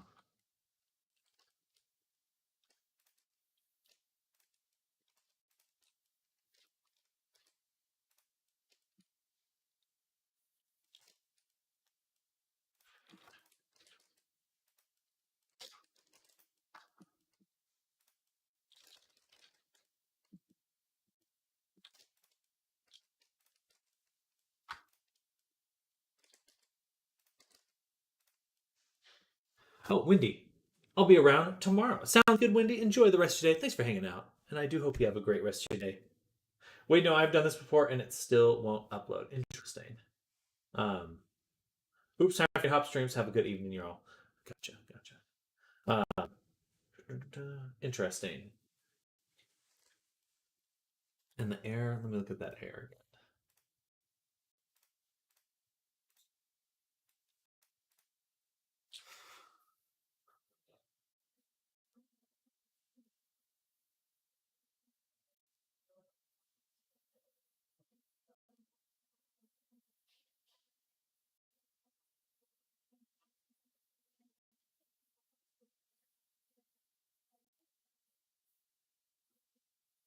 Interesting. Yeah, I'm not entirely sure. Um,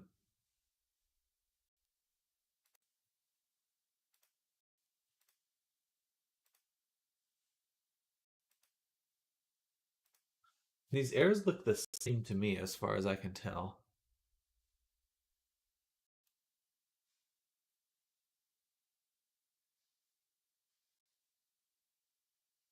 Have you? What rank are you in VR chat?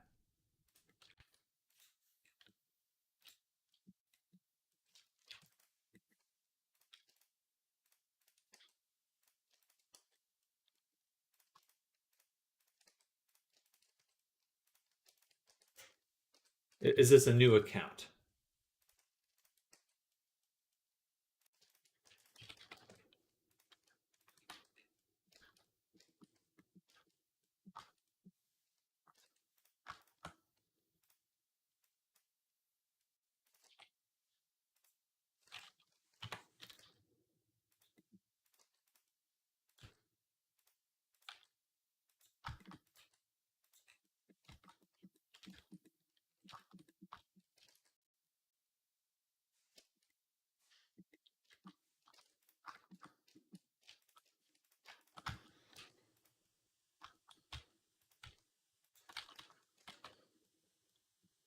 I don't think I'll be able to get that interior crease correctly, so I'm just gonna go around it for now.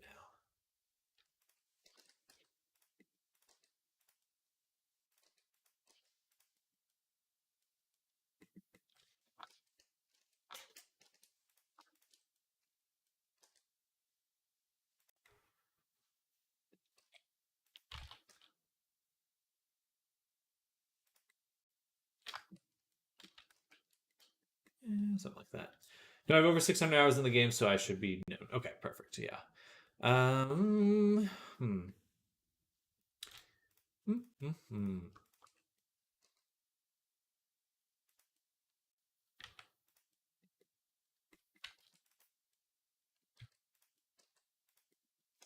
Nothing really comes to mind. I mean, does your build settings say anything?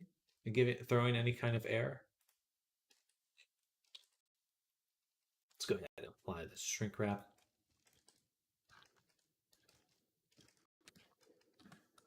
And the sorry, subdivision and the shrink wrap. I'm going to apply them both. Then we're going to start sticking stuff right into the crevice. Right in the crevice.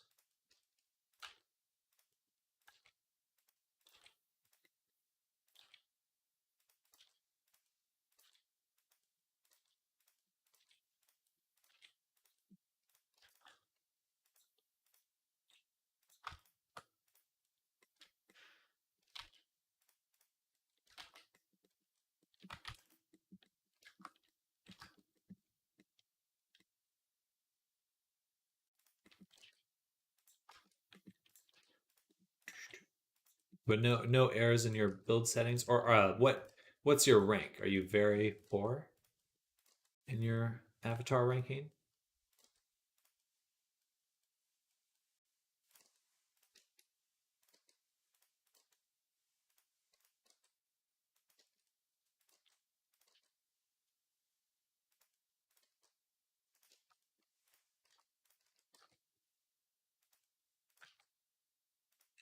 There we go. Beautiful. Then we'll take these and say relax and space. Beautiful. That comes out so well. I love the loop tools. Beautiful, beautiful loop tools.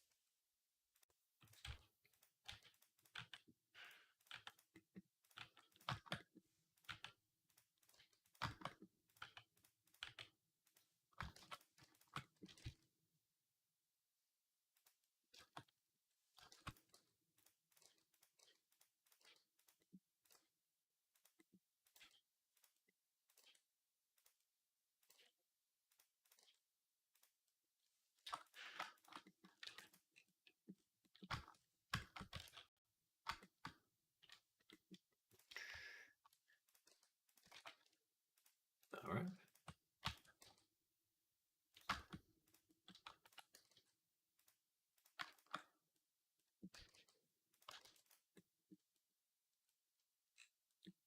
Da da da da da da da da da.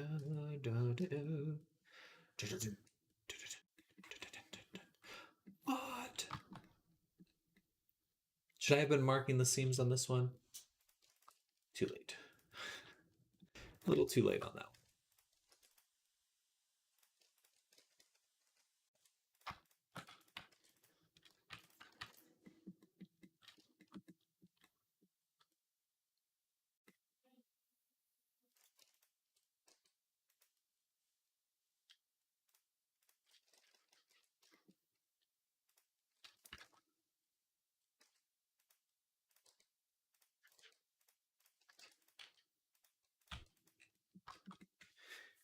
Very poor, but that is due to the author. It had some errors that needed to be fixed and had no problems after that. I'm the only one that is having the issues, so they don't know how to help me. How did you make your project? Did you use the creator companion to create your object or your project? And is it just this one character that's in your project? All right. Well, let me put it to you this way. If you haven't tried this yet, use Creator Companion to create a brand new project with nothing else in it, and put that character in there. But you've done that already.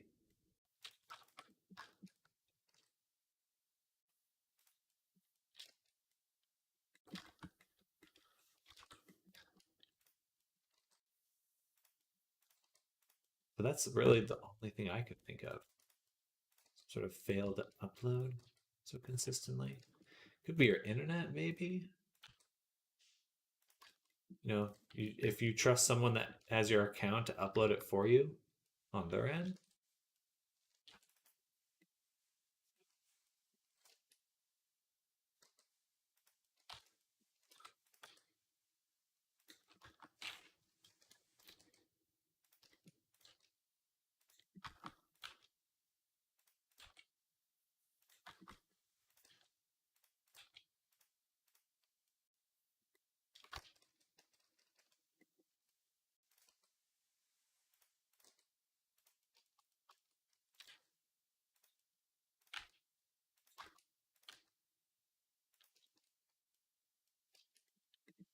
Yeah, most likely a lot of trouble I've had of like the undiagnosable things are that there's assets that were brought in for other characters that are now interfering with my current characters that I'm trying to set up. Like they share some sort of resource or something. That seems to get a little tricky. I have even tried to upload it with a blank. I'm just gonna ask my buddy to do it because may very well be. And if you had just a completely blank avatar with nothing in it and it still didn't upload, yeah, that's probably not VR chat then. Is that there shouldn't be anything preventing you VR chat wise. Are you on a VPN perhaps?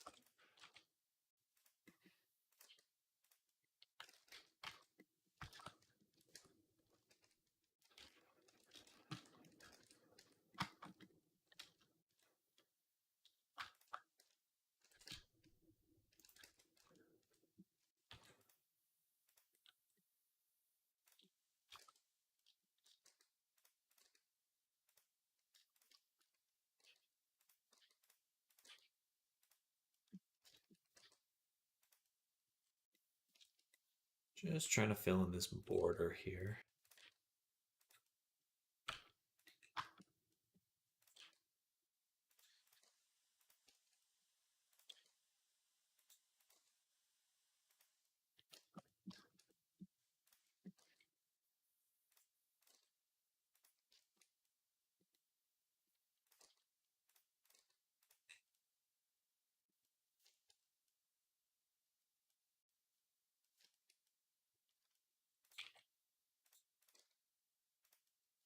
No, no VPN. I just share the internet with lots of other people. Well, still, thank you for the help, though. I wish you well. That's seems weird.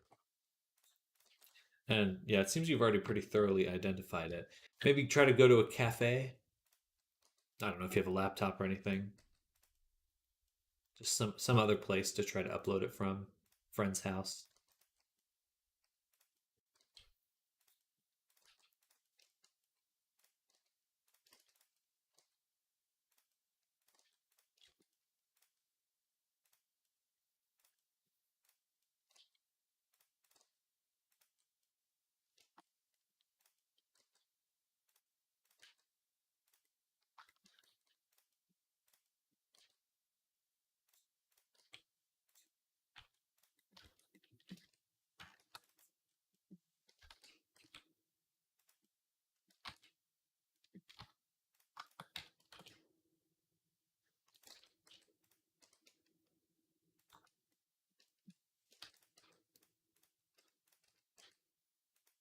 Now it's possible it's my desktop that I use for this, so it's just kind of been weird as all.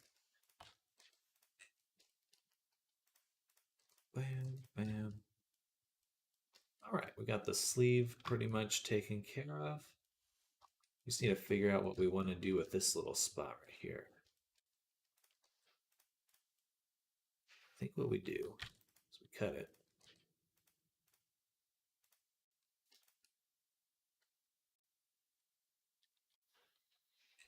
I don't want to cut it like that, though. I want to cut it like this. And like.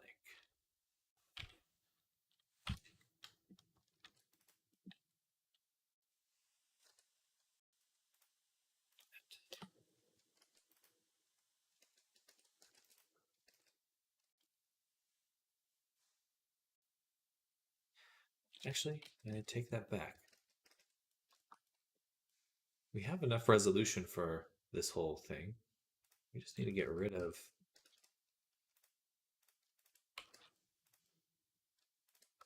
section. Then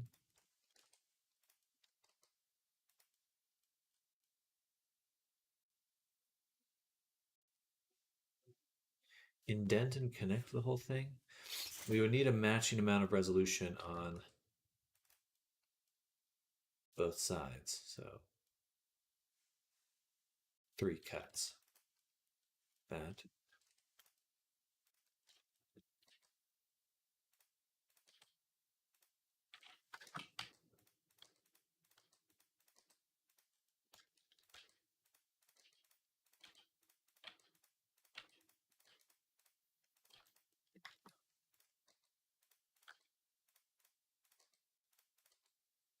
There we go.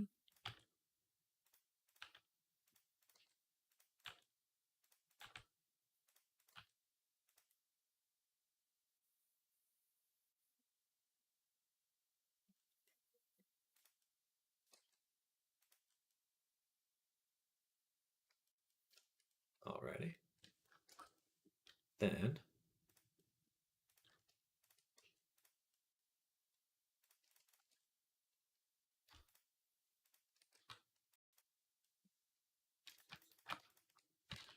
bam, bam, bam. All right. So there's our little sleeve-a-rooney. Cute. Very charming. It's going to need some work, though.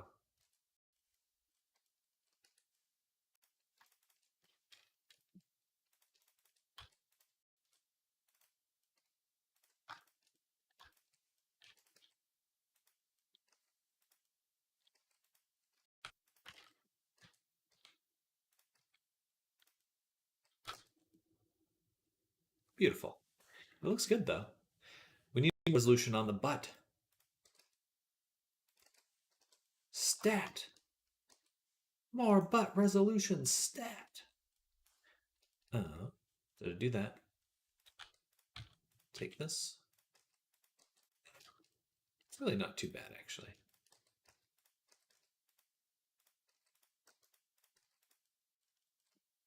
And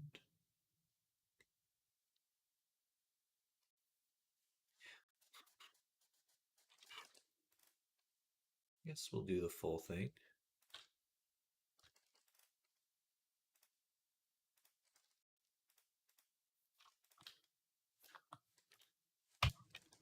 Shrink, project.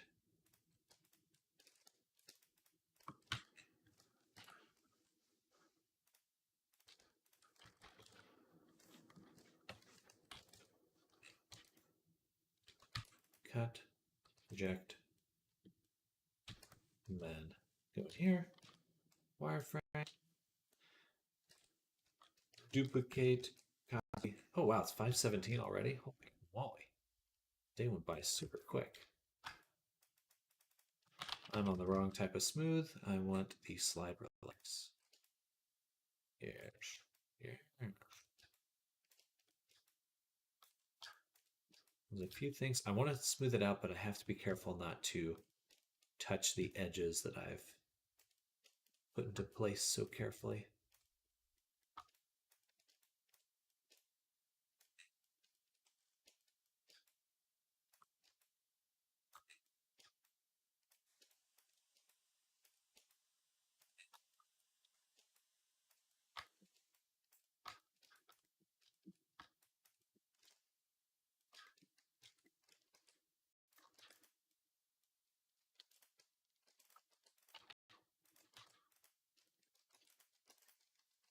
That's what am I doing? Well, I don't know. It's not bad to give it another cut. That might be too much, though. Probably too much. But I'm going for it. That's definitely too much.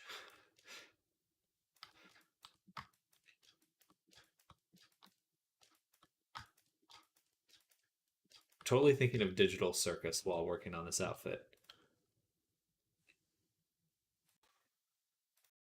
I mean, that's not too bad. It's only 4,000 for the whole outfit, excluding the shoes, and well, that's gonna be more. Probably be about 1,000 total. 519 already. Goodness. Okay. I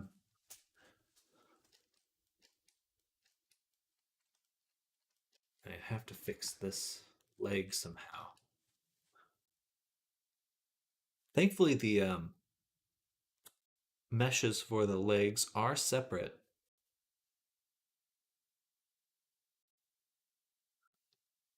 So I should be able to get some space in there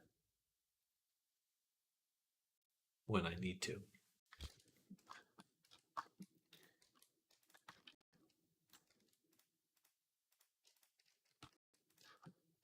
All right.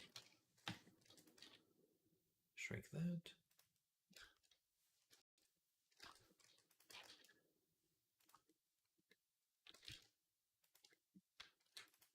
There we go. Now we got the collar as well. Looks mega good.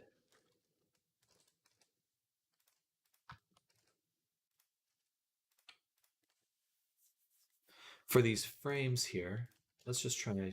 Oh, perfect. Just has a solidify on it. Awesome. I'm going to duplicate that, send this out to the scene collection,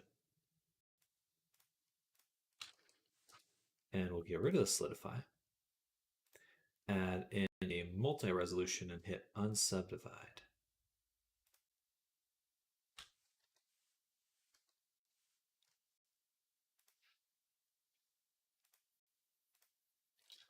Perfect. Okay, so right about here is probably the resolution we want.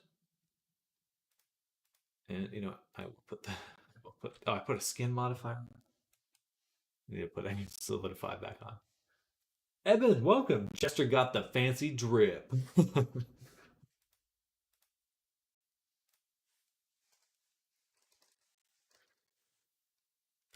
But welcome, Evan. How is your evening going?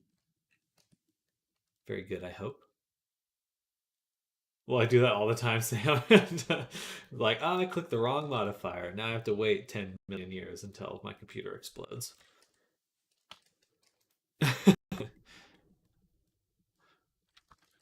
Sometimes it crashes me. No!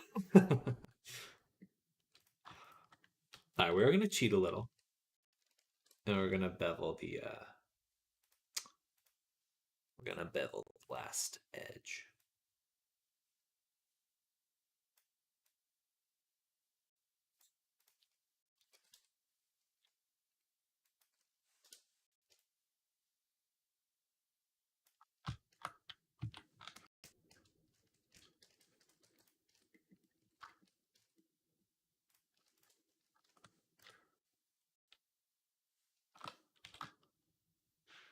Right there. Okay. Then we have to combine these last.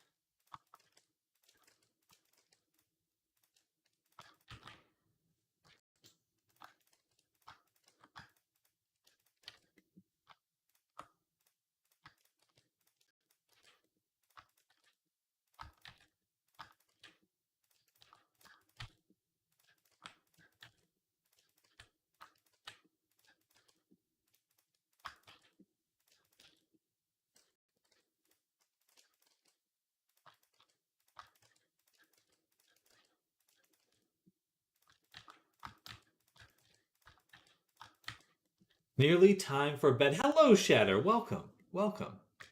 How is your day going? Hello, hello. We're gonna shrink wrap. Nearly time for bed. Getting late. Sleepy Minotaur. He's just a little eepy. A little dog.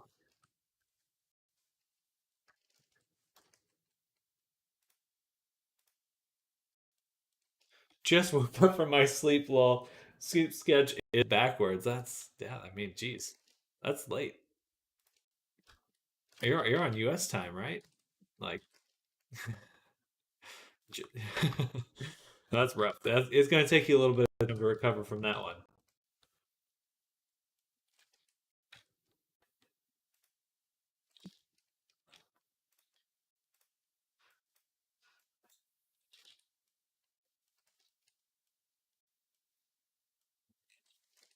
All right, let's hit it. Mesh. Oops.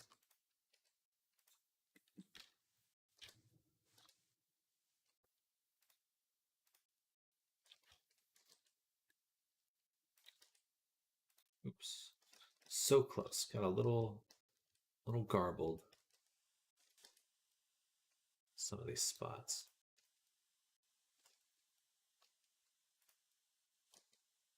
Well, I guess it's because of the second string. Let's go ahead and just push it now.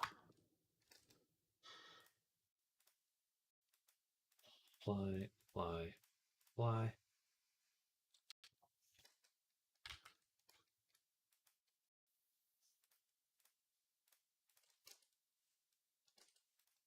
Didn't sit up. Wait, what? Why is it getting subdivided? Interesting.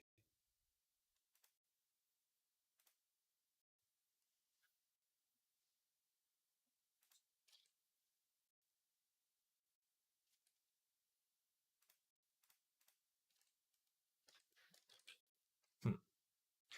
That's why I was off.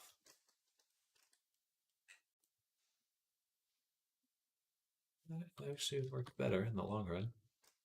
But funny. Okay.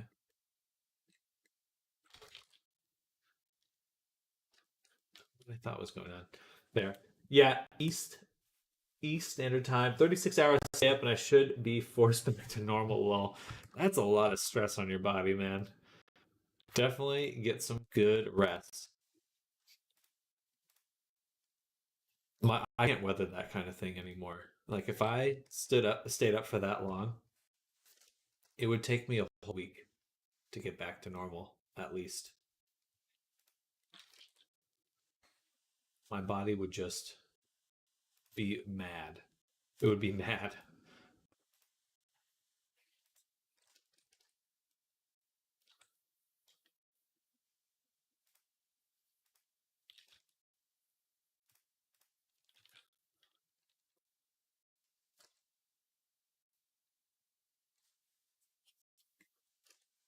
Mad, you hear me?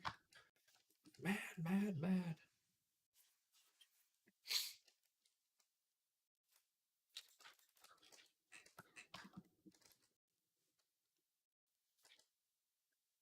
All right, one outfit down.